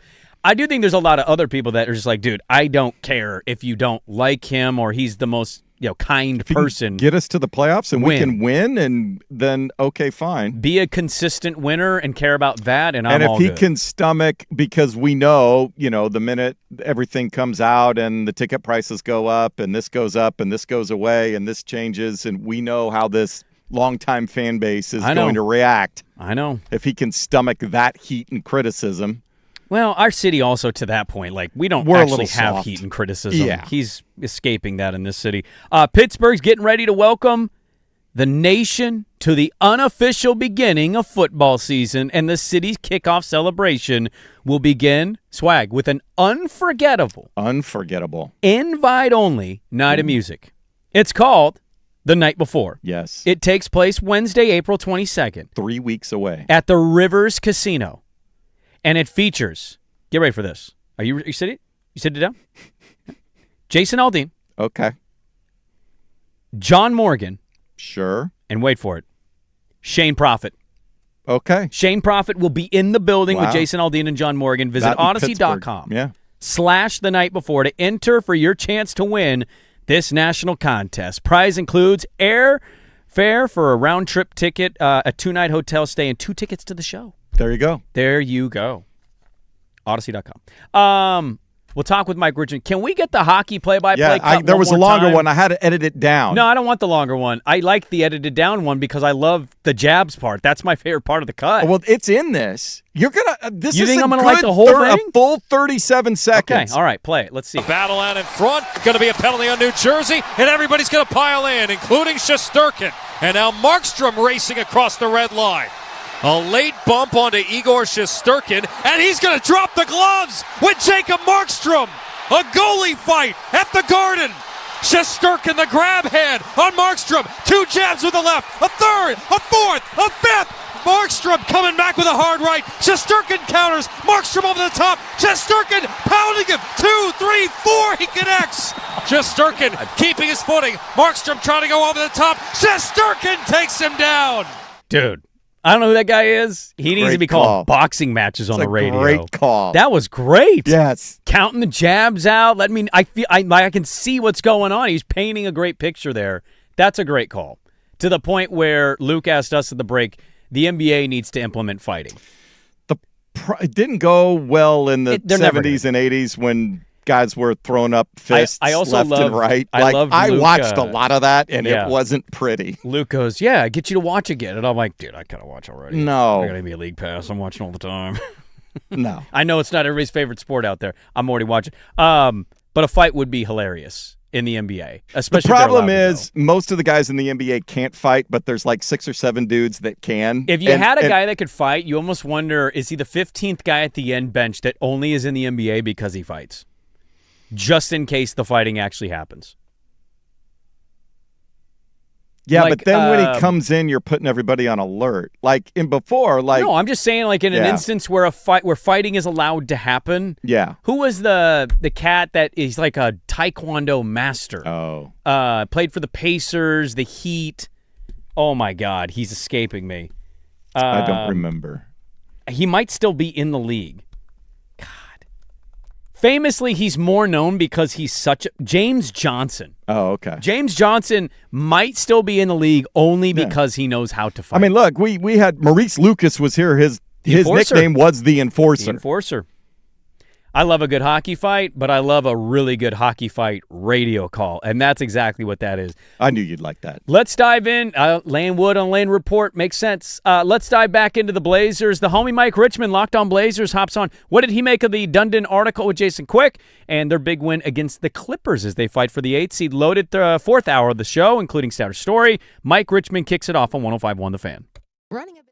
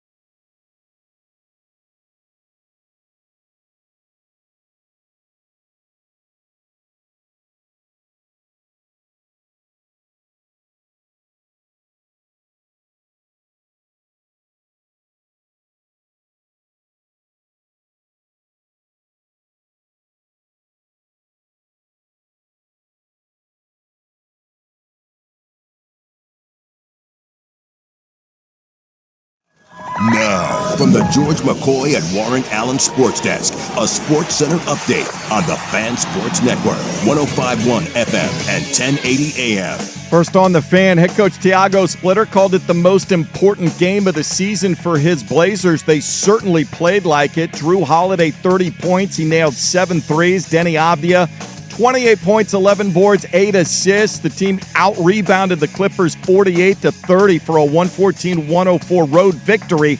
They're now within a half game of L.A. for the 8th spot in the Western Conference, coming home Thursday to host the Pelicans. Luka Doncic had 42 for the Lakers, leading L.A. to a 127-113 win over the Cavaliers. They clinched the Pacific Division and are currently 2 games up on the Nuggets for the 3rd seed in the West. Mariner bats hoping to wake up for a 110 first pitch today. Rubber match of their 3-game series against the Yankees after getting shut out 5-zip Tuesday. Cam Schlittler on the mound opposite George Kirby. from T-Mobile Park. More sports scores and stories in 30 minutes. Jason Swigart from the George McCoy at Warren Allen Sports Desk. Hurt and missing work. Insurance companies acting like jerks. Don't call your mom. Call George McCoy at warrenallen.com. Your home for the Oregon.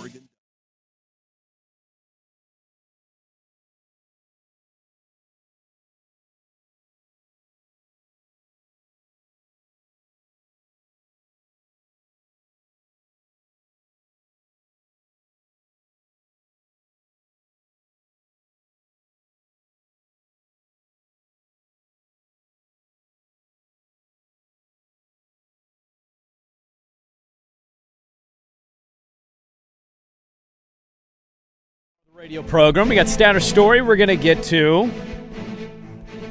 I am not anti-Pop-Tart. I am the raw dog Pop-Tart guy. I love Pop-Tarts. I think they're underrated. I don't eat them anymore. I'm too old, but God, I loved a good Pop-Tart. Another guy who may or may not love a Pop-Tart, and we're going to talk about the Trailblazers here, is our good friend, the homie Mike Richmond. You know him from Locked On Blazers.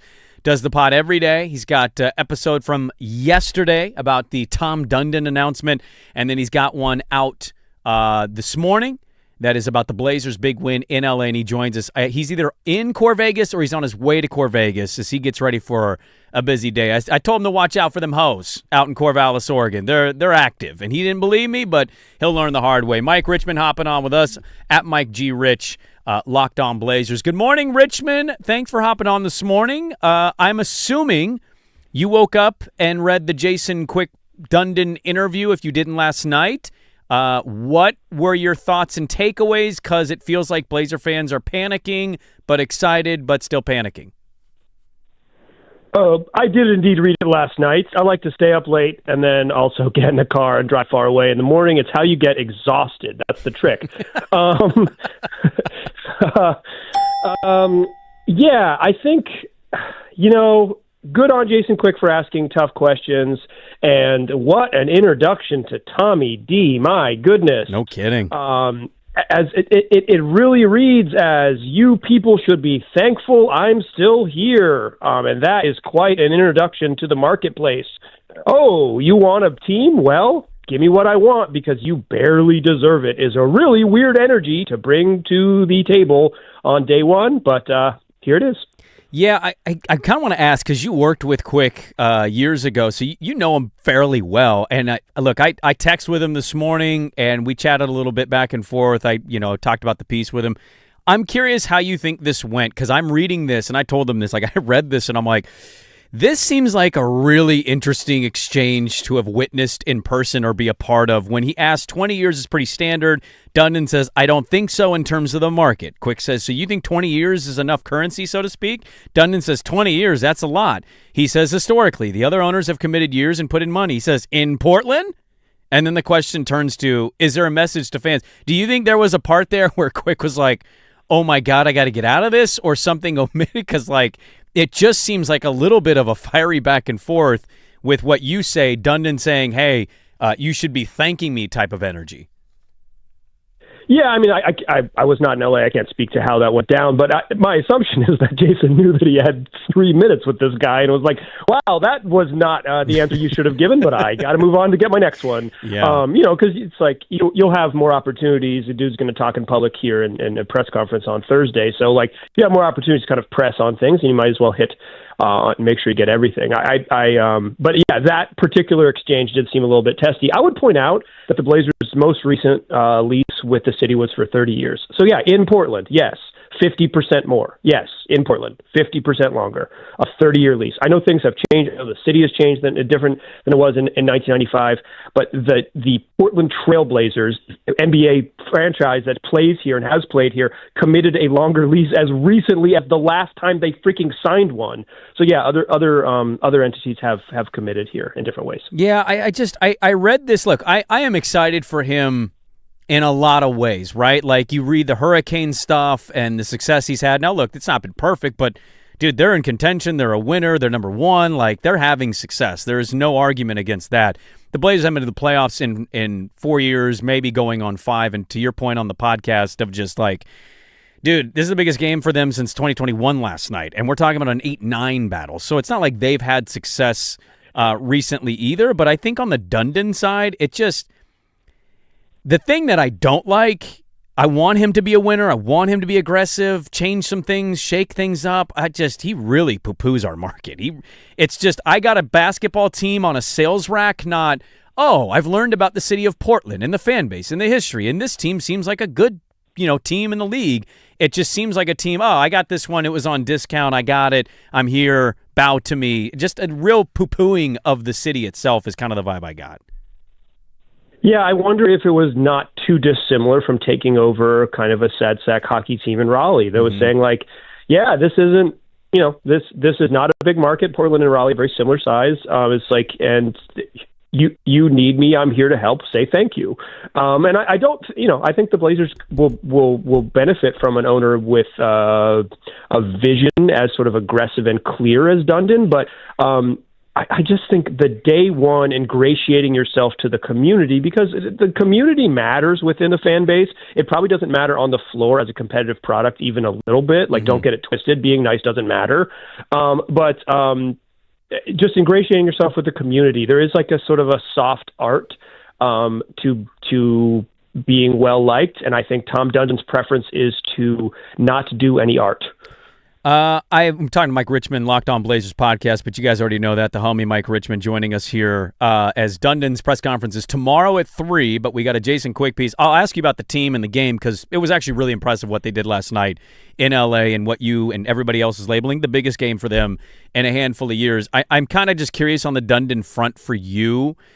For all the positives, I can rattle off the general vibe when I'm texting multiple media members in our market is just like, I don't know, man, this is going to be interesting. And, some people even like worried that the Blazers franchise won't be as nice because this guy's going to be a red ass who only cares about literally one thing and nothing else will matter. Your general just feel vibe of the Vulcans, the Allen estate, it is finally gone. It is Tom Dundon. They are 1-0 in the Dundon era, by the way.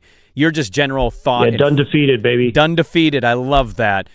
Just your general feeling of him coming in as the owner, because I'm getting a lot of like, we'll see. I don't know. Not feeling amazing. What's your general takeaway?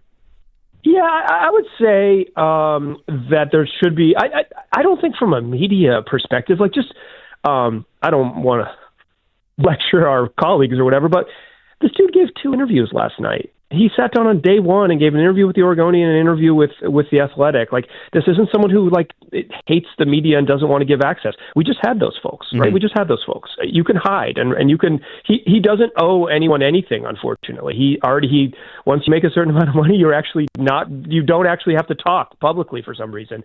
And so I'm not really worried about from a media access standpoint. I think he understands it's an entertainment product, and I think he'll understand the value of media much more than the Allens did.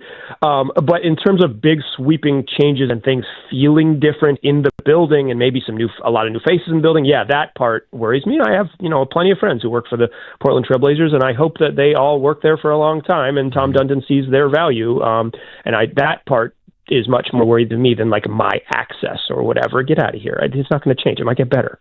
Are you worried at all about the arena, the fighting, the money stuff, given what he said in this interview? Not really. Okay. I think it's always been the deal that you pay up or they leave, and he doesn't want to give up the leverage. Mm-hmm. I think the question is if it is $500 million and not $600 million, does Tom Dundon say, well, I'm out? And does the NBA even let him do that, right? It's, the money is earmarked from the state for about $380 million, $385 million. It sounds like the Multnomah County is going to pay up their part of about $90 million. So it's really how much the city of Portland commits. And that seems like it could get a little bit dicey considering our, whatever financial deficit and sort of general political leanings here in the city. But, he's going to get hundreds of millions of dollars, and I don't know if the city will call his bluff, and if they do end up calling his bluff, I wonder if the difference in $500 and $600 million is enough to leave when we don't even know what the renovations are, so maybe they're only $500 million worth of renovations. Yeah. Mike Richmond joining us here, Locked On Blazers. Big win for them last night. We like to joke about it, but it was a big game. It was exciting to watch a big game. It'd been a while. We hadn't felt that in a minute, and they're battling to try to get to the 8th seed so they can have 2 play-in opportunities if they so need it to make the playoffs versus just being in the 9-10 and potentially losing that game if Steph Curry comes back for the Warriors. Man, I was like utterly impressed. I didn't think they would win. I kind of still think the Clipper team is better than them, and I thought they shot the ball I thought they shot the ball better than I expected. After the first quarter, I expected the shots to stop falling, and they just kept coming. And anytime the Clippers would cut in, they'd build it right back up to 16. I thought Chris Murray was great and active on the boards. And to do it with Donovan at 4-4 overall stat-wise on the night, Drew Holiday was great, and Denny, obviously. Just your feelings watching that team play of going into L.A., big game. Donovan gives a pregame speech, and they come out and they look like a team that wants to be in the playoffs. Yeah, I mean, like I said, done defeated, baby. He inspired that group. They heard this guy, who they sort of know who he is, say, go win the game, and they said, we're going to do it for you. What's his name? I said, who's that again? Win one for the Gipper. New guy? They said, is that Paul? No, that's not Paul. I don't think Paul's around.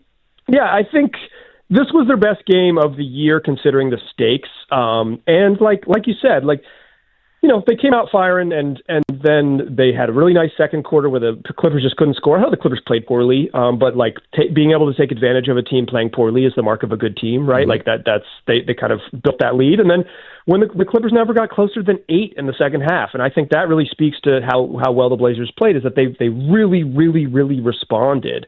An incredible thing that happened last night was that Thiago Splitter didn't take a timeout in the second quarter. I don't know that I've ever seen that. He just didn't take a timeout.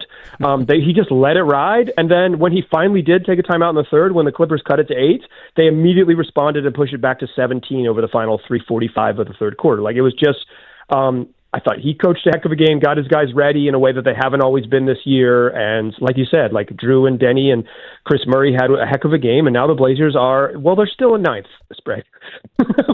Still in ninth, but half game back now, Richmond, and we got it. Really good. Yeah, really good vibes. Really good vibes. That was a game that's worth enjoying. And it's just been so long since the Blazers have played a game with stakes that it feels, it's just enjoyable to watch them play a game that matters and watch them have to show up in a game that matters. That was, their best win since June of 2021. It's been 5 years. So appreciate it. If I gave you $50 to gamble, would you bet on them making the playoffs or missing out to the Suns and the Clippers? Probably missing out just because of they're likely to play a road game to start. Although they might, because if they get 8th, and you'll get a home game if they get 8th. It's a home game probably against the Warriors or the Clippers. Mm-hmm. And I think in those single elimination games it's tough, and you kind of just often lean the team with the best player. Although it is kind of random because it's just 48 minutes to make it happen. So I'd probably still lean against it just because of their path. But if they do end up 8th, because I'm not 100% sure they'll get 8th, but if they do end up securing 8th, I feel a lot more comfortable because you do get 2 cracks at it, mm-hmm. and you're going to get a home game.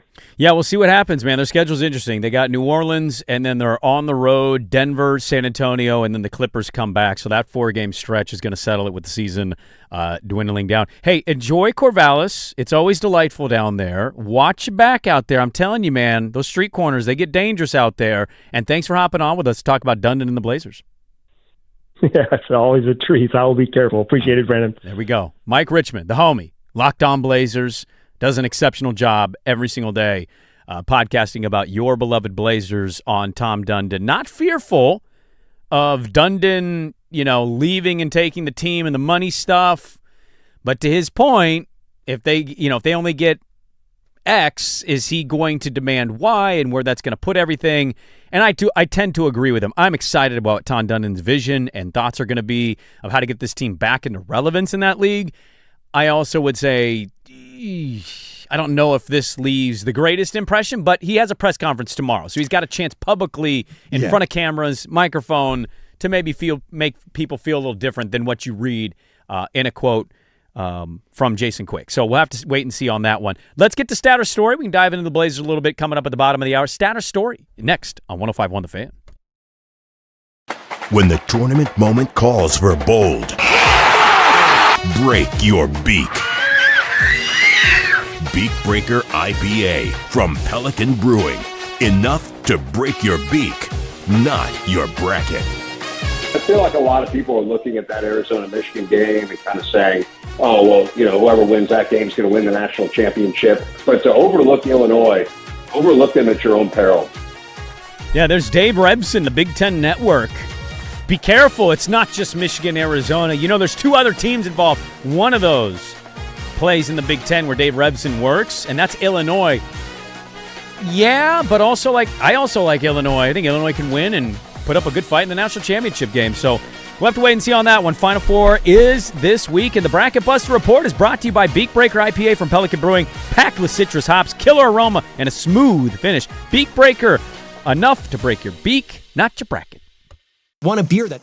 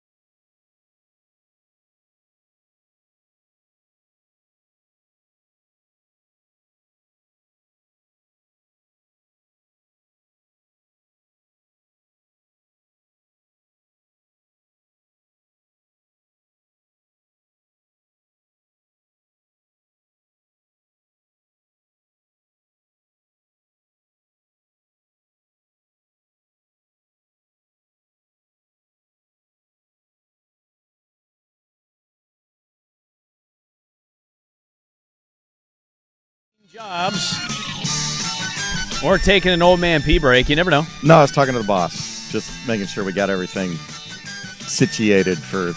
We've had to change the schedule like 4 times this week. Show's going on, man. I know. We're off at 10. We're almost there. Statter story. It's going to be a 2-man statter story today for obvious reasons. We'll get into the Blazers a little bit. Just your feeling of Dundon, the quick interview that's making its rounds with some of the quotes. I think a lot of people are excited. I know there's going to be some, see, this is why I was scared. Careful what you wish for. I do think fans overall are just like, dude, I also want to win. And if this guy can get us to win, let's do it. It's going to be, how long's the honeymoon period both ways? Yes. Yeah. And also, like, I think it'd be very fair. You can have a feeling and a thought from the quick interview. I read it with a certain, red-ass nature. I also want to be fair to him. Let's see what the press conference is like. Yeah. We'll get a good read. And by the way, Joe Freeman, handsome Joe Freeman, will be on the program tomorrow at 9 a.m. There you go. To get his thoughts on the press conference and everything. He flew to New York for the Board of Governors stuff. So Freeman is doing a great job covering the Blazers again for the O. Let's get to our stat or story. You want to go first? Now, don't we have background music for this? Oh, hang on. Yeah, you're all kinds of discombobulated. There is too much going on, dude. That's what happens when you become the home of the Portland. There we go. You want to go first or me? Doesn't matter. I'm ready to go if you want me to. I'll go first. Okay. Because you don't seem... I have my stuff up. It's ready to go right here. Let's do this, baby. Your number is 29. 29. Is it the combined points, rebounds, assists for one Denny Avdia at halftime yesterday in their Clippers win? Or is it the age of an Englishman selling his home in Thailand, or Thailand as it's properly pronounced? Yes.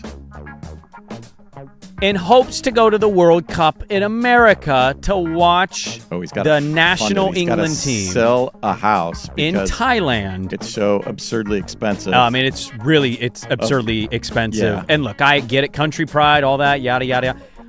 I really hope that the world comes together and says, the hell we will be doing this. And I hope there's tons of empty seats. Yep. I hope this is a disgrace on so many levels because I already think it is.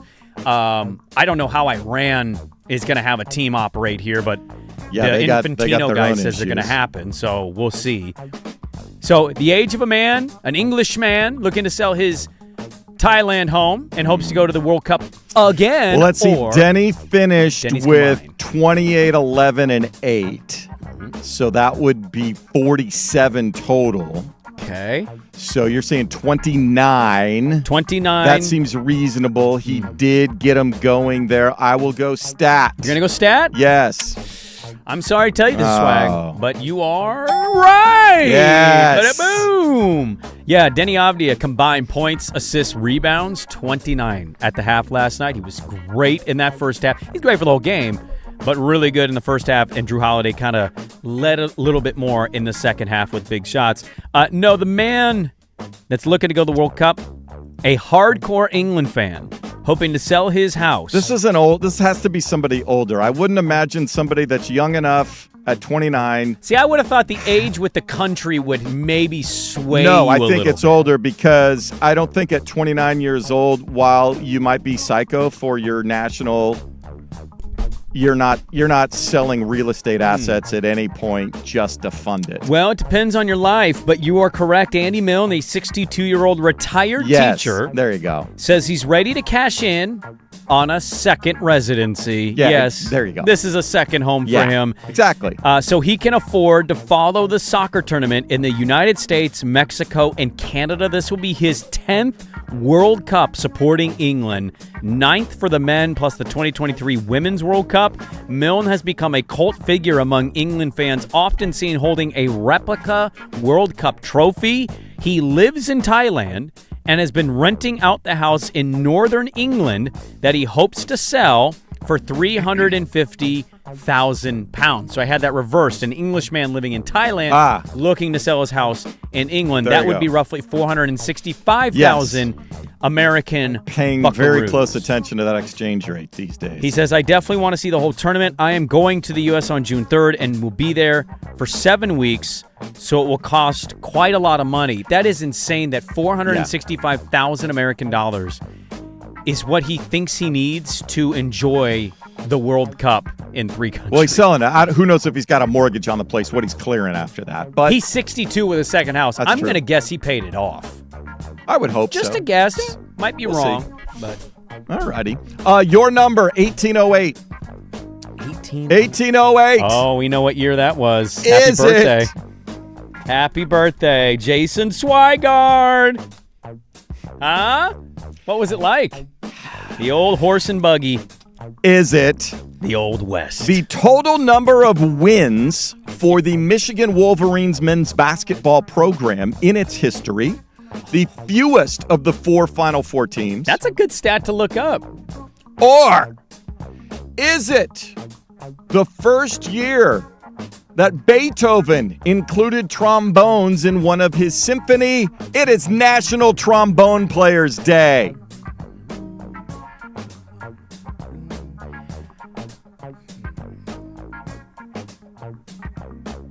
I'm going to go that this is actually a stat. Beethoven later in the 1800s, not the 1808s. Damn it. 1808, Beethoven first uses trombone. It is Symphony Number 5. Oh, who can forget Symphony Number 5? Symphony Number 5, indeed. The trombone was first created, though, in the middle of the 15th century. I believe it was first... what was that Duke's name? Let's go back here. What was that Duke's name? You think Beethoven was fun to be around or annoying? I don't know. The Duke of Burgundy. Ah, there we go. That's the first documented use of a trombone player. He arranged for a trombone to be played at his wedding in 1468. The Duke of Burgundy. Who can forget 1468? You know what year April Fool's was created, they think? No. 1582. Although people can't quite agree why it exists. Yeah, that's not a good... there's no good point to it. Can I tell you my best April Fool's joke? It was when I was an adult. So I pick up my kid. She's in 2nd grade. And I pick her up. I'm completely unaware that it's April Fool's, right? I'm just like, okay, another day. I get there, 2nd grade. And she and my sister-in-law have it planned that they're going to talk about how she now has a boyfriend. Oh. And that she kissed him. So I'm walking in. This is being brought up. How long did it take you to figure out what was going on? So I'm like, what? You kissed? 2nd grade? And I'm like dealing with this, right? I'm not freaking out on her, but I'm like, damn, dude, 2nd grade? What's going on here? I wasn't expecting these talks for a few more years. It probably went like 15, 20 minutes before she finally starts laughing, and she's like, hi, April Fools. And I'm like, oh, God, I forgot what day it was. So we get in the car. The drive between my sister-in-law's house and my house is maybe 15 minutes, all right? So here's the time window here. From leaving the house to about midway, we're talking 6.5, 7 minutes into the drive. We're driving past a farm. She has started horseback riding. I turn and I go, hey, that looks like the horse we got you. She goes, what? I go, see that horse right there? Brown dots? She goes, yeah. I go, it looks like the horse me and your mom got you. She goes, really? Nah, I'm just kidding. Dude, she lost it. She starts crying. Yeah. And she's in the back seat. Teach you about April Fools. And I'm like, you just played an April Fool's joke on me. And she goes, that was different. No. And she is crying. Dude, I started laughing. I thought it was hilarious. I'm like, you are ridiculous for caring this much when I just 6 minutes ago was told you kissed a boy and have a boyfriend. Michigan, by the way, 1,765 victories in their program. Not even in the top 50 of all time. The year of your father's birth. There we go. We got 2 years in Statter Story. The year of your dad's birth. Illinois has the most of the Final Four teams. Illinois does? They are 13th all-time, 1,929 victories. Arizona, 1,913 victories. And UConn, 22nd, 1,861. Do you know Oregon State is 27th on the list? Orange Express. 1,830 wins. However, of the top 50 teams all time with wins, they have the most losses. 1,457. Look, baby, you win a ton, you got to lose a ton. It happens. We used to have a history. Yeah. That program used to be something. The Ducks something. are there with 1,804 wins. Tall Furs. There you go. All right. Nice little Statter Story. There you go. Happy birthday, by the way, 1808. Shut up. God, you don't look a day over. A lot more to get into as we wrap up the last half hour. There's Statter Story. We do it every Wednesday at 9:15. Back with a little more Blazer talk and chatter, and we'll get to that. But first, here is us with an update. Now, from the George McCoy and Warren Allen Sports Desk, a Sports Center update on the Fan Sports Network, 105.1 FM and 1080 AM. First on the Fan, some college baseball did not go well for the state's ranked teams yesterday. Oregon State up into the top 10 in several polls, got housed at home by the Huskies 18-2. Meanwhile, the Portland Pilots went down to PK Park, shutting out the 15th-ranked Oregon Ducks 3-0 on a pair of home runs, and they 3-hit the Ducks.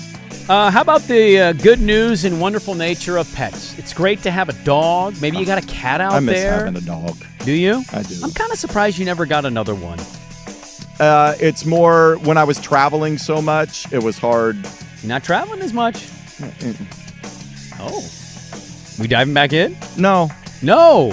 Okay, all right, that's fine. I miss having a dog. You could solve that problem by getting a dog. I might not. Shelters have dogs. Might not have a wife. Touche. Well, dog, wife, choose. How about this good news? Pets mean a lot. How much do they mean? A program in Southern California, in L.A., dispersed $15.75 million between 2020 and 2024 to 37 organizations across the state. What that money went to was funding proper shelters and kennels in homeless shelters. So anybody that had a dog, a pet, that stayed in the shelter, their animal was also being taken care of. Guess what they found? It decreased the homeless population because people didn't want to be back on the streets and have to surrender their dog. They tended to want to stay in the homeless facilities because their dogs were also, and their pets were also cared for. There you go. More college baseball and pet stories in 30 minutes. Jason Swigard from the George McCoy at Warren Allen Sports Desk. Hurt and missing work, insurance companies acting like jerks. Don't call your mom. Call George McCoy at warrenallen.com. Your home for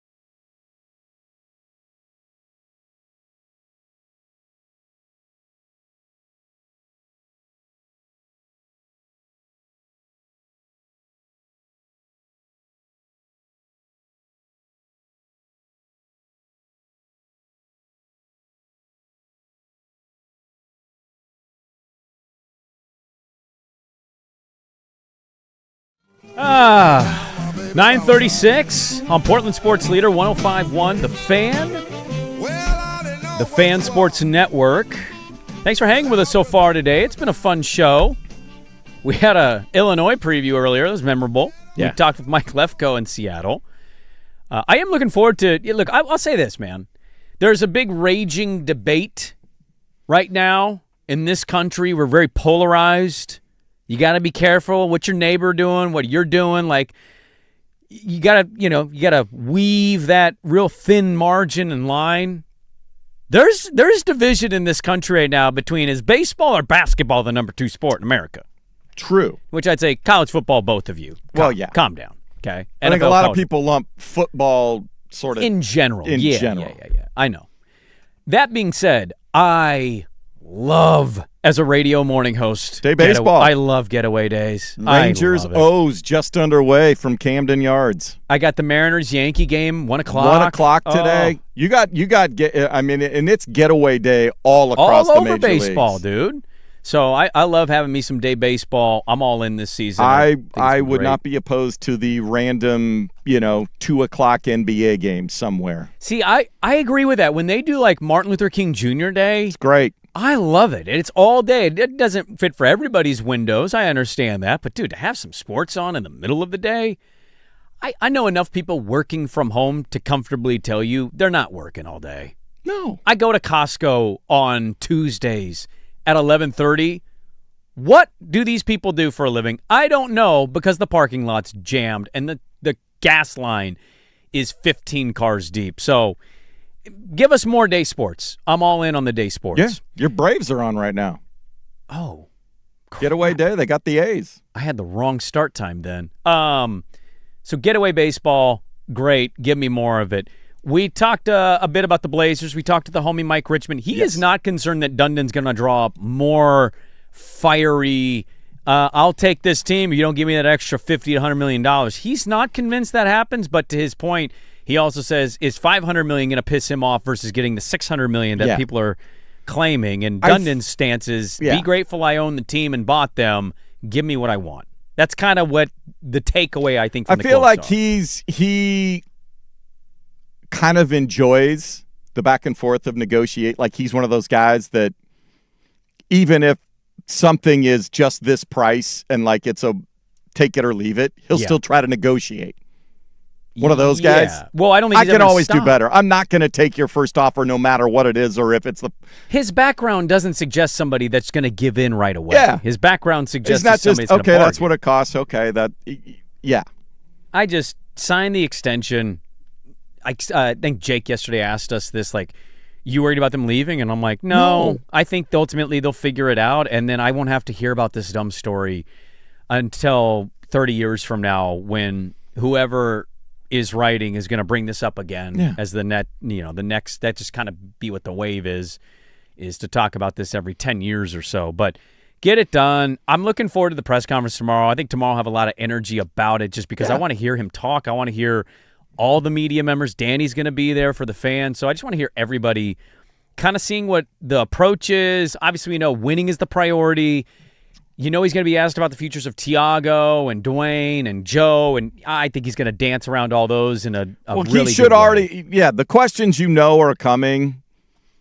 Like, he should already know what he's going to answer and how he's going to answer it, and that should be all buttoned up and polished. So it'll be the follow-ups based on, kind of his demeanor in the press conference. What we know is, right, he's coming in financially kind of at the more bottom tier of ownership groups in the association. But he's not a Kroenke. He's not a Ballmer. No, certainly not. You got to have the right people here. And he's going to have to evaluate the way he did in Carolina. If he has that. If he has it, then cool. We'll have to wait and see on it. If he doesn't, he will not be one to hesitate. And that's kind of what I look forward to, is just the evaluation process of everybody that's been working here. There's obviously things I care about that he doesn't necessarily care about that I hope stay intact. But from the basketball, on-court, players, roster, coaching, front office stuff, I am greatly invested. This team might make the playoffs. They might barely miss it. We'll have to wait and see on that. They got a big win yesterday. Dude, give me a guy that's charged up about winning. Yeah, he puts winning first in the team, and then everything People, else will take care of itself. I've been trying to be honest about this. Like, I watched all last night. It was fun. They played really good basketball. I thought a lot of role guys stepped up in big moments. I thought their aggression, their kind of consistent tempo, everything was perfect about last night. I want a winning product, and I want a winning product that actually matters. I am so tired of being irrelevant. I think this is the definition of what purgatory feels like, where you're not bad enough, you're not anywhere near a conversation. I understand they have assets and everybody can define purgatory on their own. I have not enjoyed where they've been for 4 years. And whether they make or miss, I have no clue. But if it goes 5 straight years of no playoffs, give me a guy that wants to change that. It's not going to be pretty. It's not going to be enjoyable the whole way, but he's super hyper competitive. He may not have the deepest pockets, but you got lots of rich owners in sports that don't have deep pockets. And so just give me that. Please, please. I am looking forward to the press conference and what he is going to have to say. I want to come back with the Promised Land. Really? Really? All right. If you say so, next on The Fan. The Fan.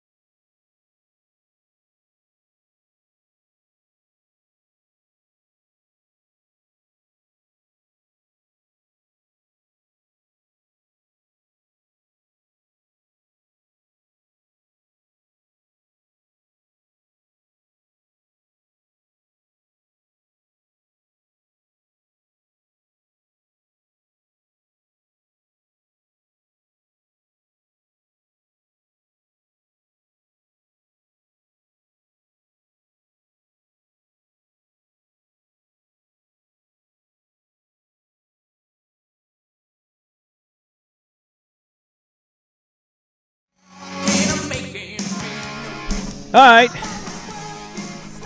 Welcome back in. We got the Firm, Harrison Moraine coming up next, Duck Insider, Happy Hour, Luke Anderson, and Primetime with Isaac Atsuk coming up after us. Something to just keep for tomorrow. Might have to reach out to one of our favorites over there. Oh. The latest from Jeremy Fowler. Jeremy Fowler has reached a point when he writes an article, you're like, oh, this is going to have some juice in it. Nice. Philadelphia becoming increasingly frustrated and starting to realize that it is a Jalen Hurts problem. Ooh. This is very interesting. Fowler teased it as Jalen Hurts stands at a crossroads despite his immense success. Sources say he has a hand in the Eagles' offense becoming calcified, and frustrations have grown. Injected into my veins. I need the Eagles to crumble. So we'll talk about that tomorrow. May get one of our favorites, Spike Eskin from Philadelphia, on. I think somebody brings a good point that's quote tweeting this. I think the biggest problem isn't necessarily Jalen Hurts. It's that there's like 12 sources from the organization in this story.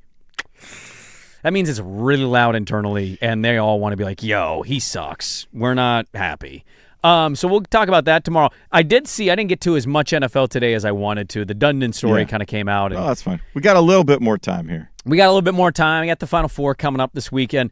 And I should have pulled the audio. I made a grave mistake here. Let me see if I can find it real quick. I don't know if you're going to have time for it. It's only a 30-second cut. So every year we like to look at some of the futures for NFL awards. We like to look at the MVPs, Rookie of the Years, Coach of the Year, you name it, what Offensive Player of the Year, right, the Opoys.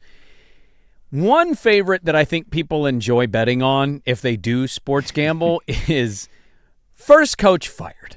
It's one of my favorites of trying to play the guessing game of which franchise is so dysfunctional that they don't like their coach and they should have fired him, but they didn't do it for whatever dumb reason. And here we go. We're 7 weeks into the season, and they finally made the change. Well, one of our picks, I think, on this show would be the New York Jets because Aaron Glenn, who I said I thought was a good hire, proved to be an awful hire. And I also think the organization is not well run. I think their owner is insane. They didn't let him pick his own coordinator. He is at the NFL meetings. The Jets have brought back Geno Smith, who I don't believe will have his jaw wired shut this time. And Geno had a bad year with the Raiders. Geno's going to be the quarterback for the Jets. We'll see if they draft somebody. Aaron Glenn, at a table with reporters with SNY, asked, hey, is Geno really the guy for you? And how you feel about Geno Smith. Here's Aaron Glenn. Something about a quarterback, and I'm going to say a quarterback with a chip on his shoulder. And listen, he's proven a lot in this league of what he's done, especially when you take those times when he was in Seattle. Listen, he fits exactly what we're trying to do. So obviously we've created an identity. The foundation of our offense is pretty good now. Like, I just feel like he's the guy that's going to lead us to the promised land. He's the guy that's going to touch the ball more than anybody else on offense. And listen, I know he had his struggles, and I think a lot of quarterbacks, they have their struggles. If you look at over the last 5 years, the guy that's thrown the most interception. I mean, the top guys are up there. Is he trying to talk himself into it? He is just lying to everybody, and he knows he's lying, and he's just like, well, how do I wrap this answer up? The promised land? The Jets? Geno Smith? The promised land? What would the Jets' promised land be? Double-digit wins? Because it ain't the Super Bowl. What is the Jets' promised land? Into the playoffs. Like the 7-seed wild card? Yeah, they're in the wild card. Yeah, I think that's their promised land. By the way, I saw a fun fact. I think it was, God, what was it? Give me a second here. I saw it yesterday, and I forgot to note it. And I think it was Jet related. It was somebody saying a fun fact. It was something about Chad Pennington doing something with the Jets and the Dolphins. Oh.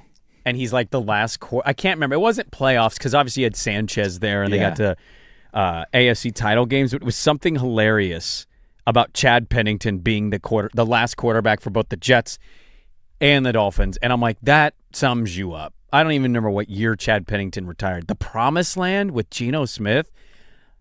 I don't know what coaches we'd put on this list, the first coach to be fired list, but how is Aaron Glenn, how has he not be the leader? Is there somebody else you can think of that would be ahead of him here? No. Plus an owner that or a team that would pull the trigger shortly into the season. Yeah, because Philly might have hot seat stuff for Sirianni, but I can't see him firing him first. No. I'm looking at this. I think if they it's him. were going to fire Sirianni, they would have done it already. You know what? I'll say this. He's probably he might be a substantially overwhelming favorite. Yeah, it's minus money. Because the Pittsburgh Steelers just made a hire. The Browns just made a hire. Yeah, we had, 10, Coach? 8, 10 in the offseason? So I don't even know what organization would panic to the point of firing somebody within the first 10 weeks outside of the Jets. Yeah, barring, something for cause happening, some scandal showing up somewhere. Plus, Woody Johnson's just nuts. He's nuts. I don't know if Aaron Glenn's probably not a great head coach. Maybe he is, but he's going to go back to being a DC with a good team, and he'll probably build his name back up. And, hey, Todd Bowles didn't work out for the Jets, and how'd that work out for the Bucs, right? He may get another go-around to this. Boy, Promised Land stuff with Geno Smith is just out of this world, unnecessary comment. It ranks right up there so far at the NFL meetings of what is Haslam coming out and saying, yeah, Deshaun can be the starting quarterback for us again. And Todd Munkett and every Brown fan is like, what? Why? Why did you say that? Unnecessary comments. We don't need to be saying The that. only other one that possibly, because your owner's just as crazy, is Dave Canales with the Panthers. I don't just think made so. the playoffs. They I understand be that. 0-11 or something. No, I understand that. But that owner, But you're not wrong. That owner's crazy enough to do it. Yes. And if they come out and look pathetic out of the chute after making the playoffs last year in the NFC South, that is as winnable as a division as you could come across. How about the Bucs? If the Bucs, Baker gets hurt and they start stumbling and bumbling. I don't think it's because it feels like it's Todd Bowles last year to do something. Yeah, substantial. but again, I don't think it's necessarily their nature to knee-jerk reaction. What about the Bungles? The Bungles are a sneaky good one because people can't believe Zach Taylor's back, but also they're so cheap but they don't if he's buy got him a out. buyout, they don't want to pay a buyout. They don't want to pay the buyout. Dude, I think it's him. Yeah. Let's just lay the bet now. How is it not Aaron Glenn? The Promised Land? You're in a division with the Patriots, who were just in the Super Bowl, and the Bills. Yeah. Good luck. What are you doing? You wonder why bad teams stay bad. It's crap like that. All right. That's going to about do it for us. A fun little show today on a Wednesday. Don't forget, tomorrow, Dundon's first press conference. Yep. And we will talk about that and discuss it with our guest, Joe Freeman, the handsome Joe Freeman. Handsome Joe Freeman. Aging like fine wine. We will preview the Michigan Wolverines. Yes, we will. Their play-by-play man, Brian Besh. I'm going with Besh. Brian Could be Besh. Bosch. Good Besh on that bet. Yeah. Okay. So he will join us at 8 a.m. I think he'll be a little more awake than our Illinois guy. He's radio guys, play-by-play guy. Radio guys. Got to bring the energy. You got to bring the energy. And that's going to do... Oh, and Magic Hat tomorrow. Magic Hat tomorrow. We got the Magic Hat tomorrow, so we'll dive into that. That's going to do it for us. Thanks for hanging with us on this beautiful hump day. Hope you enjoyed the program. It was great to be in. And we'll talk to you guys with all that tomorrow. Coming up next, we got the Firm, Duck Insider Happy Hour, and Prime Time. This has been Dirt and Sprague. Have a good Wednesday. We'll talk to you tomorrow 6 to 10 a.m. on Portland Sports Leader 105.1 Fan.